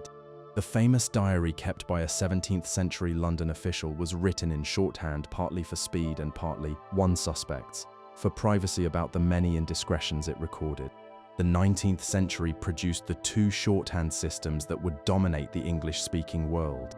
One was developed by a teacher in the English city of Bath, published in 1837. It was based not on letters but on sounds, making it a phonetic system that could in theory transcribe any language. It used thick and thin strokes to distinguish between related sounds, and its most skilled users could write at over 200 words per minute. This system became the standard across Britain and its colonies. A rival system developed by an Irish-born teacher and published in 1888 used only thin strokes, making it faster to learn, and it became the standard across the United States. At the peak of shorthand's popularity, millions of people were trained in these systems, and the skill was considered essential for secretaries, court reporters, and journalists. While shorthand was designed for speed, other innovations in writing were designed for secrecy. The history of codes and hidden messages is as old as writing itself. Julius Caesar used a simple method in which each letter of a message was replaced by a letter a fixed number of positions down the alphabet. The method was basic, but in an age when most people could not read at all, even simple disguises were effective. The centuries that followed brought increasing sophistication. In the 1400s, an Italian scholar invented a device using 2 rotating discs that could generate multiple different coded alphabets. In the 1500s, a more complex version was developed that was considered unbreakable for 300 years. In the court of the English Queen Elizabeth, her chief intelligence officer employed code breakers who intercepted and deciphered the secret letters of a rival queen, leading directly to that rival's execution. The highest point of pre-digital code-making was the machine developed in Germany in the 1920s and used by the German military during the Second World War. It used a series of rotating mechanical wheels to produce coded messages of extraordinary complexity. The effort to break this machine's code, carried out in England by a team that included the mathematician Alan Turing, was one of the greatest intellectual achievements of the 20th century.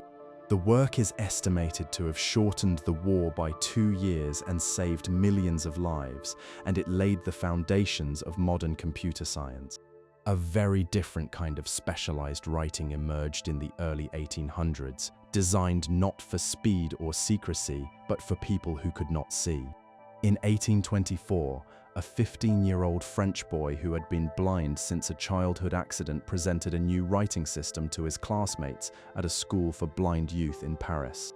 He had been inspired by a visit from a military officer who had developed a system of raised dots for battlefield communication in darkness.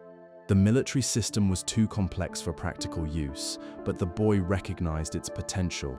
He spent 3 years refining it, reducing the pattern from 12 dots to 6, arranged in 2 columns of 3. The resulting system could represent any letter, any number, any punctuation mark, and even musical notation, all through different arrangements of raised dots that could be felt with the fingertips. The response from the sighted administrators of the school was not warm. They resisted the new system for decades, preferring a method that simply raised the shapes of ordinary letters so that blind readers could trace them. But this older method was painfully slow to read and impossible for blind people to write on their own. The new dot-based system, by contrast, could be both read and written by blind people using a simple tool. The students loved it and used it among themselves, even as their teachers refused to teach it officially. The boy who invented this system died of illness in 1852 at the age of 43. His writing system was not officially adopted in France until 2 years after his death. Today, it is used in virtually every language on Earth and has been adapted for mathematics, science, and music. It stands as one of the most elegant and humane inventions in the entire history of writing. The stories of shorthand codes and writing for the blind reveal a constant human impulse to push the written word beyond its ordinary limits. Whether the goal is speed, secrecy, or accessibility, the underlying drive is the same: to extend the reach of writing into places where conventional letters cannot go. And the next great extension was about to arrive as writing entered the electronic age and the marks on paper gave way to signals traveling at the speed of light. On the morning of May the 24th, 1844, a man named Samuel Morse sat in a room in the United States Capitol in Washington and tapped out a message on a device he had spent years building. The message traveled along a wire strung on poles for 40 miles to a receiving station in Baltimore, where it was decoded and read aloud. The words were a quotation from the Bible, chosen not by Morse himself, but by the daughter of a friend. The question the message asked, "What hath God wrought?" was fitting. Morse had created a technology that would fundamentally change the relationship between writing and distance, and in doing so, he had planted the seed of a revolution that would not fully bloom for another century and a half. The telegraph did not look like a writing technology. It did not produce words on paper in the way that a pen or a printing press did. Instead, it translated text into a code of short and long electrical pulses, dots and dashes, which were sent along a wire and decoded at the other end. This code, named after Morse, was in a very real sense the first digital writing system, a method of turning human language into a sequence of simple on-off signals. Looking back, it was the first step in a transformation that would eventually carry writing from the physical world of marks on surfaces into the invisible world of electronic signals. The telegraph changed the speed of communication more dramatically than any technology before it. Before 1844, the fastest a message could travel was the speed of a horse, a ship, or a bird. A letter from New York to London took 2 weeks by ship. A message from the east coast of America to the western frontier could take months. The telegraph swept these delays away. By 1861, a message could travel from one coast to the other in minutes. By 1866, when the first successful cable was laid across the bottom of the Atlantic Ocean, a message could cross from America to Europe in seconds. For the first time in all of human history, people on opposite sides of the world could communicate in something close to real time. The impact on newspapers, on business, and on warfare was immediate. News agencies established offices connected by telegraph wire, and journalism was transformed from a local activity into a global one. Businesses used the telegraph to coordinate operations across enormous distances. Military commanders could direct armies in real time. And the telegraph operators themselves, the people who spent their days and nights tapping messages in code, developed a culture of their own, with jokes, slang, and friendships formed entirely through the wire. They chatted during quiet moments, they flirted across thousands of miles, and they built relationships with people they had never met face to face. This small community anticipated, by more than a century, the online communities that would emerge on the internet. The next leap came when machines were built that could send and receive messages in plain text without the need for a human operator to decode the signals. These automated machines became the standard tool of news agencies, financial markets, and government offices, their clacking keys and rolling paper a familiar sound in newsrooms and trading floors for decades. Then came the computer. In the early 1960s, a standard was developed for turning letters and numbers into the numerical codes that computers could understand. It assigned a unique number to each of 128 characters, covering the Latin alphabet, digits, and basic punctuation. This standard was designed for English and could handle nothing else, a limitation that would eventually have to be overcome. But for its time, it was a turning point, establishing the principle that text could be stored as numbers in electronic memory, moved between machines, and manipulated by programs. In 1971, an engineer working on an early computer network in Massachusetts sent the first message from one computer to another using a new system we now call email. He chose a symbol, the @ sign, to separate the person's name from the computer's address, a choice that has since made that small symbol one of the most recognized marks in the world. The content of that first email was probably just a test string, typed without thought, but it was one of the most historically significant messages ever sent. By the time the World Wide Web was created 20 years later, email had already transformed how people communicated at work, in universities, and in their personal lives. The web, made public in 1991, unleashed a new era of written communication. At its core, the web was a system for publishing and linking documents, and it made publishing available to anyone with a computer and an internet connection. Before the web, publishing required a printing press, a distribution network, and the money to fund both. After the web, a single person could write something and make it instantly available to the entire planet. Websites, forums, blogs, and eventually social media platforms appeared in rapid succession, each one widening the circle of people who could write for a public audience. The mobile phone completed the transformation. On the 3rd of December 1992, a young engineer in England sent a 15-character message from a computer to a colleague's mobile phone.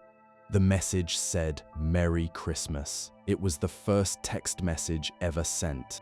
Within a few years, phone-to-phone texting became possible, and the volume of messages grew beyond anything anyone had predicted. The rise of text messaging represented a fundamental shift in the nature of writing. For most of history, writing had been a deliberate, formal, relatively rare activity. A person might write a few letters a year, or a few business documents a week. Texting made writing an almost constant activity, performed dozens or hundreds of times a day, in fragments of a few words. The formality that had characterized written communication for thousands of years simply dissolved. Messages were casual, abbreviated, filled with slang and small picture symbols, and often composed and sent in seconds.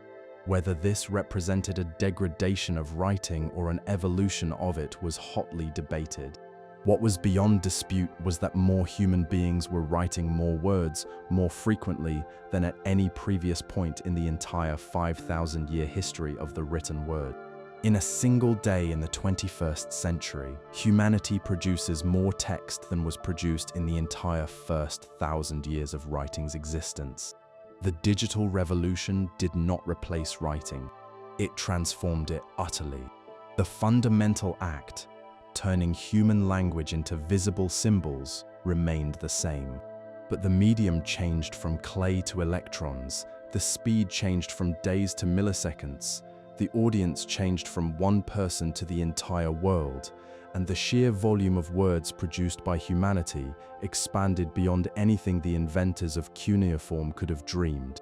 And now, a new dream was forming, a dream of creating a single code that could represent every writing system humanity had ever used on any computer, anywhere in the world. In the late summer of 1987, two engineers, one from a company that made computers and copiers, the other from a company that made personal computers, sat down to discuss a problem that had been nagging the industry for decades. The problem was simple to describe and enormously difficult to solve.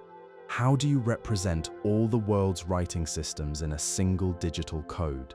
Since the earliest days of computers, text had been stored as numbers, with each letter assigned a numerical value. But the system that most computers used could handle only 128 characters, barely enough for English.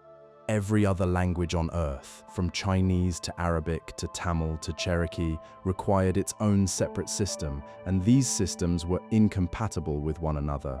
A document created on a Japanese computer would appear as meaningless scrambled characters on a German one.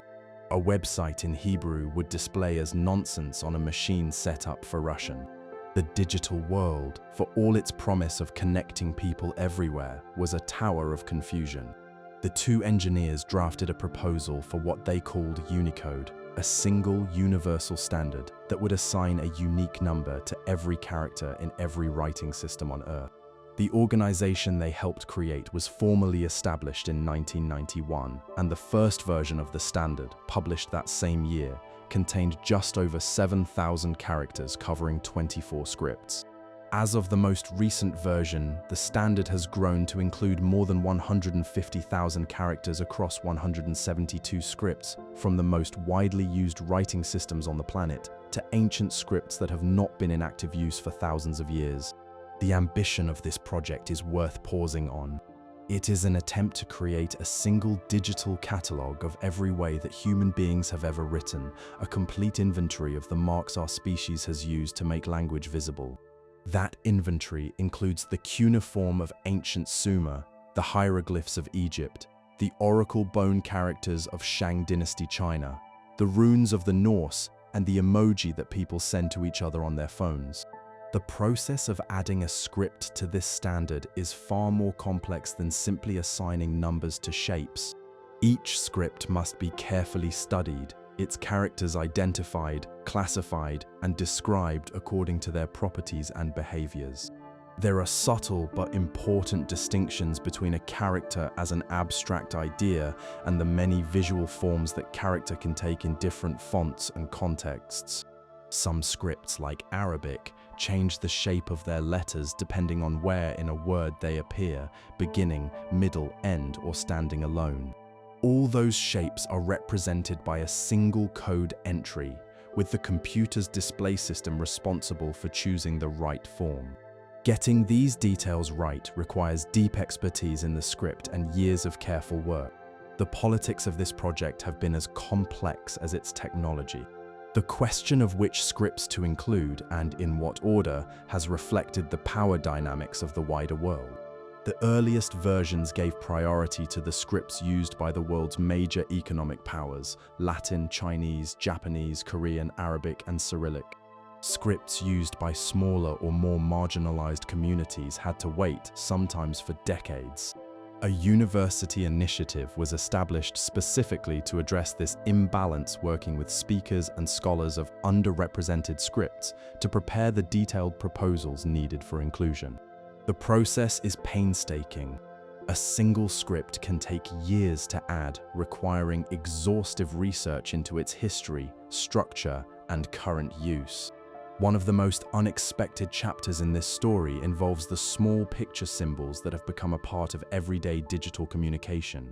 These icons were first created in 1999 by a Japanese designer working for a mobile phone company who made 176 simple images to help users express emotions and ideas in the limited space of a text message. When major technology companies began supporting these icons on their devices, they became enormously popular, and in 2010, they were formally added to the standard. There are now more than 3,700 of them, covering everything from facial expressions and food to flags, animals, and symbols of diversity. Their inclusion has been both celebrated and criticized. Supporters argue that these picture symbols represent a genuine evolution in written communication, adding a visual vocabulary for emotional tone that plain text lacks. Critics argue that they trivialize a project whose primary purpose should be the preservation of endangered writing systems. The debate touches on a deeper tension within the project between its role as a comprehensive record of all human writing and its role as a living standard that serves the needs of people communicating right now. The standard also serves as a kind of digital archive for scripts that are no longer in everyday use. It encodes Egyptian hieroglyphs, Sumerian cuneiform, ancient Greek musical notation, and dozens of other historical systems. This archival function transforms the project from a purely technical exercise into something grander, a digital preservation effort ensuring that the characters of ancient and endangered scripts can be displayed, searched, and used on any computer in the world now and in the future. Yet the dream remains incomplete. Dozens of scripts are still waiting to be included, many of them used by small communities that lack the technical expertise or institutional support to prepare the complex proposals required. A language whose script is not in this digital standard cannot be used in email, on websites, in databases, or in any other digital context, effectively shutting its speakers out of the digital world. The gap between encoded and unencoded scripts mirrors the wider gap between the connected and the excluded, between dominant cultures and those struggling to maintain their identity. The underlying vision, a single universal code for every writing system humanity has ever used, remains one of the most ambitious intellectual projects of the digital age. It is a 21st century echo of a very old human impulse, the desire to create a common written language that can speak across every boundary of time, geography, and culture. And as the digital world expands, a quieter question has begun to surface, one that touches not on the future of digital writing, but on the fate of something much older, the simple act of putting pen to paper, of forming letters by hand, and what we may lose if that ancient practice fades away. In 2010, a new set of educational standards was released in the United States, adopted by more than 40 states. Buried within its detailed requirements was an absence that sparked a national debate. The standards did not require the teaching of cursive handwriting. Printing was still included as a skill for young children, but cursive, the flowing, connected script that generations of school children had labored over in penmanship class, was left out entirely. The omission was deliberate. The authors of the standards considered cursive a legacy skill, no longer essential in a world where most writing is done on keyboards and touchscreens. The decision provoked strong feelings on all sides. For some, it was a sensible recognition that the world had changed. For others, it felt like the beginning of the end for a practice that had been at the heart of human communication for 5,000 years. The debate about handwriting instruction is, at its core, a debate about the nature of writing in the age of screens.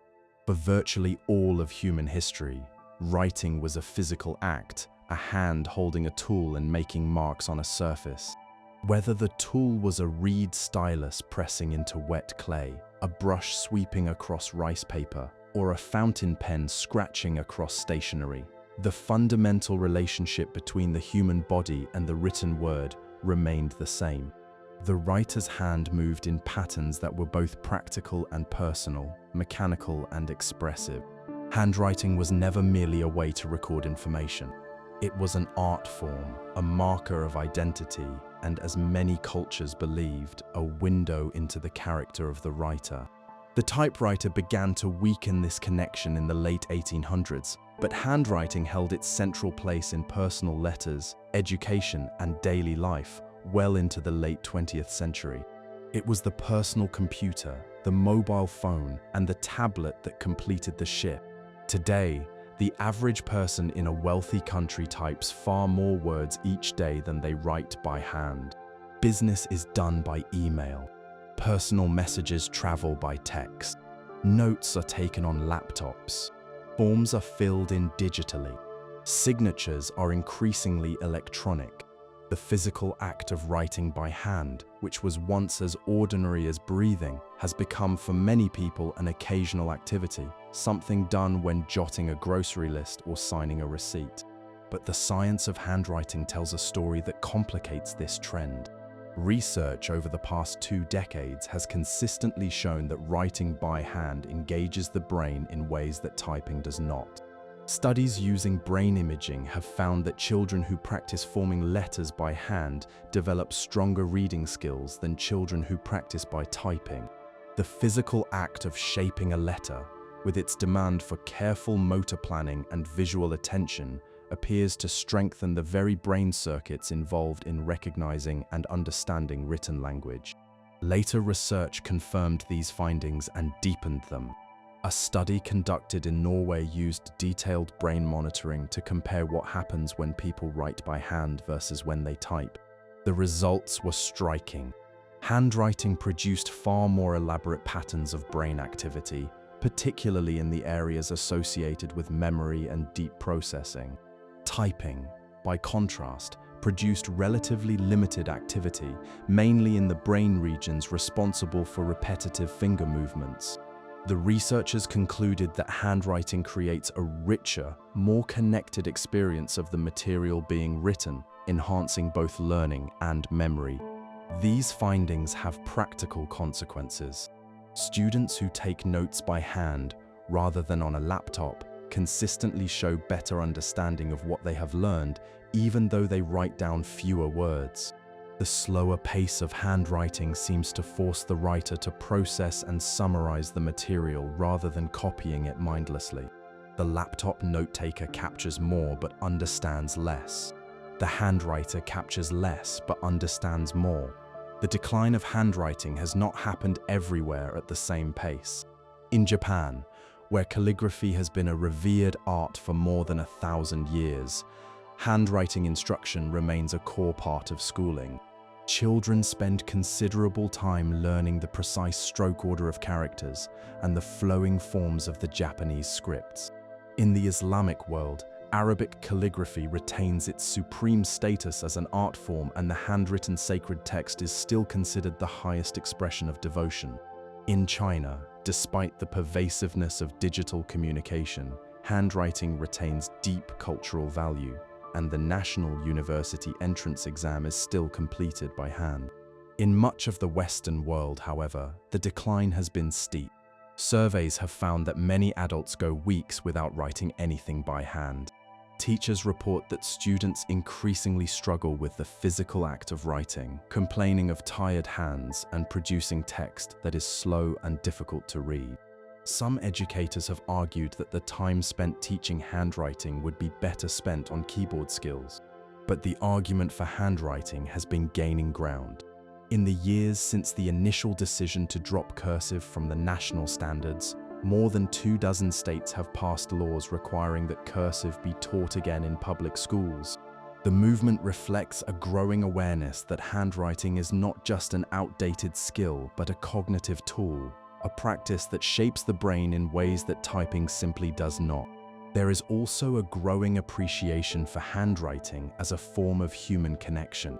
In an age of standardized digital fonts and automatically corrected text, a handwritten letter carries a weight and warmth that an email cannot match. The small imperfections of handwriting, the slight tremble of a line, the distinctive curve of a letter, the occasional smudge of ink convey the physical presence of the writer in a way that digital text, with its clean uniformity, never can. A handwritten note from a grandparent, a love letter composed in ink on paper, a journal entry set down late at night. These things carry emotional meaning precisely because they are not digital, because they bear the trace of the hand that made. The future of handwriting is uncertain, but it is not necessarily grim. Writing has survived every transition it has ever faced, from clay to papyrus, from papyrus to parchment, from parchment to paper, and from paper to screens. At each step, something was lost and something was gained. The shift from handwriting to typing has followed the same pattern. We have gained speed and reach, but we have lost the intimate, embodied experience of forming letters with our own hands. Whether handwriting will eventually become as rare as making candles by hand, or whether it will find a new life as its benefits become better understood, is a question for the coming decades. What is certain is that for 5,000 years, the human hand and the written word were inseparable companions, and if that bond is severed, something deeply human will have changed. And even as this question unfolds, another, quieter crisis is taking place around the world, as writing systems used by small and vulnerable communities slip towards silence, one by one, with almost no one watching. In a small village in the mountains of Papua New Guinea, an elderly woman sits on a woven mat and traces a series of angular marks into the bark of a tree. She is one of the last people alive who can write in a script that her grandfather's generation created for their language in the early 20th century. Her children learned the Latin alphabet in school, and her grandchildren type on phones. When she dies, the script will very likely die with her. There will be no monument, no announcement, no ceremony. A writing system that a community invented to record their language, their stories, their sense of who they are, will simply cease to exist as quietly as a candle going out in an empty room. This scene, drawn from the real experiences documented by researchers around the world, captures a crisis that almost no one talks about. The world currently uses roughly 200 writing systems, but that number is shrinking. According to one project dedicated to tracking endangered scripts, about 85% of the world's writing systems are at some degree of risk, and nearly half are entirely absent from digital platforms. The scripts that are in danger are not the major ones. Latin, Arabic, Chinese, and the scripts of South Asia are more widely used than ever. The endangered scripts are those used by smaller communities, indigenous peoples, ethnic minorities, and isolated populations whose languages and cultures are under pressure from the forces of the modern world. The ways a script can become endangered are many, and they tend to reinforce one another. Education systems are perhaps the most powerful force. When a government establishes schools that teach only in the national language using the national script, children in communities that use a different script grow up learning to read and write only in the official system. Their traditional script is not taught, not tested, and not used in any setting that carries economic or social value. Within a single generation, knowledge of the old script can drop from universal to rare. Within 2 generations, it can disappear entirely. The digital world makes the problem worse. In the 21st century, a writing system that is not included in the International Digital Standard cannot be used in email, text messages, social media, websites, or any other digital platform. A community whose script has no digital presence is effectively invisible online. Young people in these communities, who spend more and more of their lives communicating through screens, have no choice but to use a different script for their digital lives. The old script is used less and less, fewer people learn it, demand for digital tools declines, and the case for investing in its digital future weakens. It is a cycle that feeds on itself. The forces behind script endangerment are not new. Colonialism was one of the most destructive forces in the history of writing systems. European colonial powers systematically suppressed local scripts across Africa, Asia, and the Americas, imposing European languages and the Latin alphabet as the standard for education, government, and commerce. Sometimes the suppression was direct and violent, as when the Spanish burned the Maya codices. Sometimes it was quieter, as when colonial education systems simply excluded local scripts from the classroom, making the choice between traditional writing and participation in modern life a choice between identity and survival. The loss of a writing system is not just a technical inconvenience, it is a cultural wound. A script is a repository of identity, of historical knowledge, of aesthetic tradition. When a script dies, the community that used it loses the ability to read its own old documents. Manuscripts, inscriptions, and records become unreadable.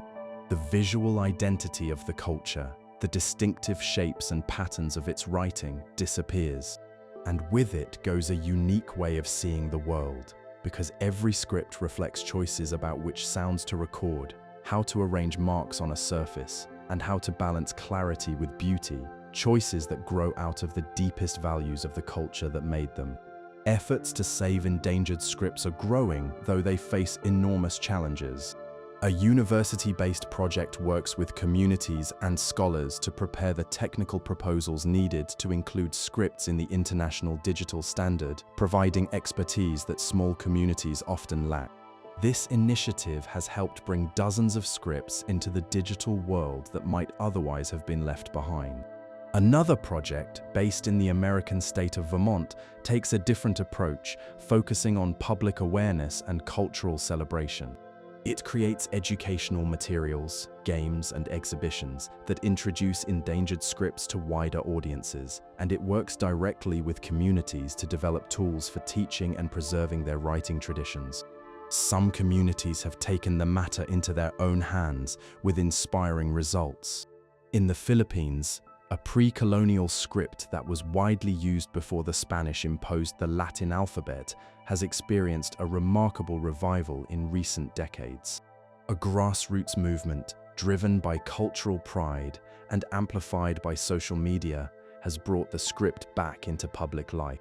It has been included in the international digital standard. Fonts and keyboard tools have been created, and the script now appears in art, tattoos, street signs, and government proposals. Similar revivals are happening elsewhere. In North Africa, a traditional script for the Berber languages has been standardized and introduced into schools and public signs. In West Africa, a new script for the Fulani language, created in the 1980s by two teenage brothers, has been digitized and is gaining users across several countries. In India, a script invented in the early 20th century for the Santali language has been officially adopted by the national government and is now used in education and publishing. These success stories are real, but they represent a small fraction of the scripts at risk. For every script that is revived, dozens of smaller, less documented systems continue to fade. The fundamental challenge is structural. The global economy, the digital infrastructure, and the education systems of most countries all favor a small number of dominant scripts. The forces driving script loss: economic pressure, digital requirements, government policy are powerful and self-reinforcing. Overcoming them requires not just technical tools, but political commitment, community dedication, and a recognition that every writing system represents an irreplaceable part of what it means to be human. The disappearance of a writing system is a quiet event. It makes no headlines and raises no alarms, but it diminishes the world, just as the extinction of a species diminishes the living planet.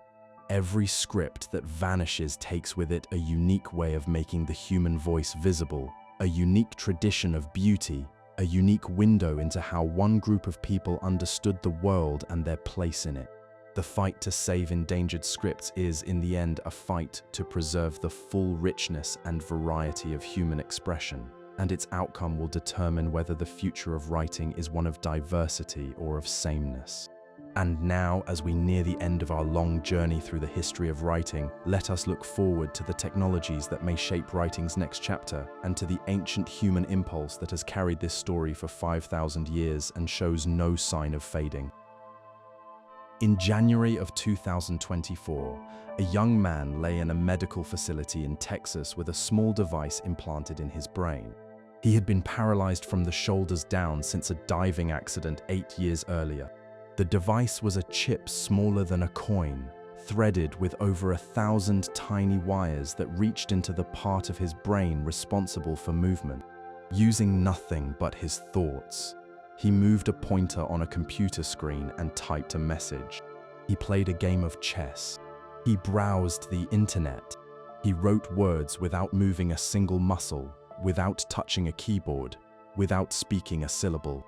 For the first time in human history, a person had written through the direct connection of brain and machine, bypassing the hand, the voice, and every physical tool that had linked human thought to the written word for 5,000 years. That moment was a medical milestone, a proof that technology could restore communication to people who had lost the ability to move. But it also raised questions about the future of writing that reach far beyond the medical world. If technology can translate thought directly into text, what becomes of the physical act of writing? If machines can generate fluent, well-crafted text on any subject in seconds, what becomes of the human practice of composing? If voice recognition can turn speech into text with near-perfect accuracy, what becomes of the keyboard? The long history of writing, from clay tablets to touchscreens, has been a story of ever more efficient ways of turning human thought into visible words. The technologies now emerging suggest that the next chapter may involve bypassing the act of writing altogether. Voice recognition has already changed the way many people interact with written language. Modern systems, trained on vast amounts of spoken language, can turn speech into accurate text with remarkable precision. Digital assistants respond to spoken commands and produce written words as their output. Dictation has become a standard feature of every phone and computer. For millions of people, the most common way to produce a written message is no longer to type it, but to say it aloud. The implications are worth thinking about. If speaking replaces typing as the main way people produce text, and typing has already largely replaced handwriting, then the physical act of writing in any form may become increasingly rare, something practiced by specialists rather than by everyone. The keyboard may eventually join the quill pen and the reed stylus as a tool that was dominant for a time and then quietly set aside. Artificial intelligence raises an even deeper question. Software systems can now generate text that reads naturally, follows the rules of grammar and logic, and is often difficult to distinguish from something written by a human being. These systems can compose essays, draft contracts, write computer code, create poetry, and produce summaries on any subject at a speed and scale no human writer can match. The rise of machine-generated text has already prompted urgent conversations about authorship, originality, and the value of human writing. Research has found that relying on these tools changes the way the brain works. People who use them heavily show reduced activity in the parts of the brain associated with memory, attention, and deep thinking. The tools make writing feel easier, but the brain is less engaged. This finding echoes a concern that was expressed more than 2,000 years ago when the ancient Greek philosopher Socrates worried that writing itself would weaken human memory by providing a substitute for the hard work of thinking and remembering. History has a way of repeating its anxieties in new forms. The question of who is the author of a piece of writing, when a machine helps produce it, is genuinely new and genuinely difficult.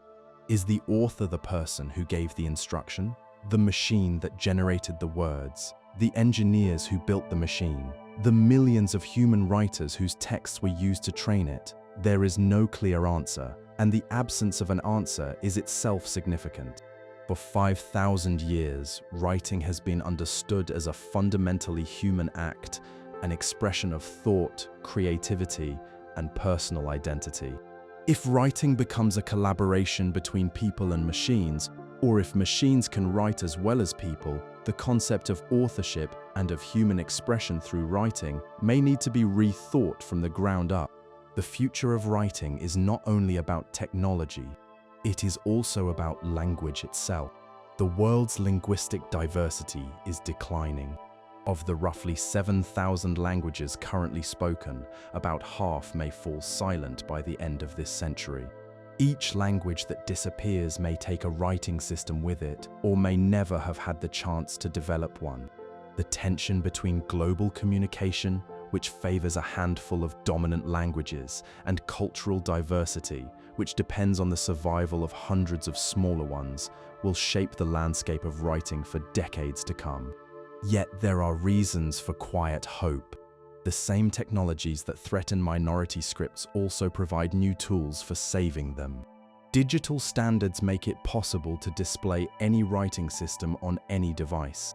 Computer learning is being applied to the decipherment of ancient scripts. Digital libraries can preserve manuscripts that might otherwise be lost to fire, neglect, or time. Social media has connected communities of script users across vast distances, giving new energy to revival movements. And the fundamental human impulse to write, to make thought visible and lasting, shows no sign of weakening. The medium changes, but the desire does not. Human beings have written on cave walls, on clay, on papyrus, on parchment, on paper, on screens, and now through devices in the brain directly from the firing of neurons. At each step, the technology changed, but the underlying drive remained the same: the need to record, to communicate, to leave a mark that outlasts the person who made it. And so we come to the end of our journey, a journey that began 100,000 years ago in a cave on the coast of South Africa, where someone scratched a pattern of lines into a piece of red stone. We have traveled from that cave to the clay tokens of ancient Mesopotamia, to the first wedge marks pressed into tablets at Uruk, to the sacred carvings of Egypt, to the oracle bones of China. We have followed the alphabet from the turquoise mines of the Sinai to the ports of Phoenicia, across the sea to Greece, through the Etruscans to Rome, and from Rome to every corner of the earth. We have watched monks copy manuscripts by candlelight and seen calligraphers shape the sacred words of their faith with brushes and pens. We have watched a king design an alphabet out of love for his people, and a silversmith invent a writing system for his nation. We have seen the printing press flood Europe with books and watched the typewriter change the lives of women. We have traced the journey of paper from China to the Islamic world to the libraries of the West. We have watched writing enter the telegraph wire, the computer, the phone, and now the human brain itself. Through all of these changes, through every transformation of medium and technology, one thing has remained constant: the human need to make marks that carry meaning, to send a thought beyond the moment it was born, to say to someone, whether across a room or across 1,000 years, "I was here, and this is what I wanted you to know." That need is still with us tonight. It has not faded, and it will not. Whatever forms writing takes in the years ahead, whatever new surfaces and new technologies await, the impulse at its heart is the oldest and most enduring thing about it. It is the same impulse that moved a hand in a South African cave 100,000 years ago, and it is the same impulse that moves your hand, or your voice, or your thoughts, every time you form a word and send it out into the world. The story of writing is the story of us, all of us, reaching across time and silence to be understood. And now, let this story carry you gently into sleep. Close your eyes if you have not already. Let the weight of all these centuries settle softly around you. The words will still be here in the morning. They always are, waiting for you. Good night and rest well.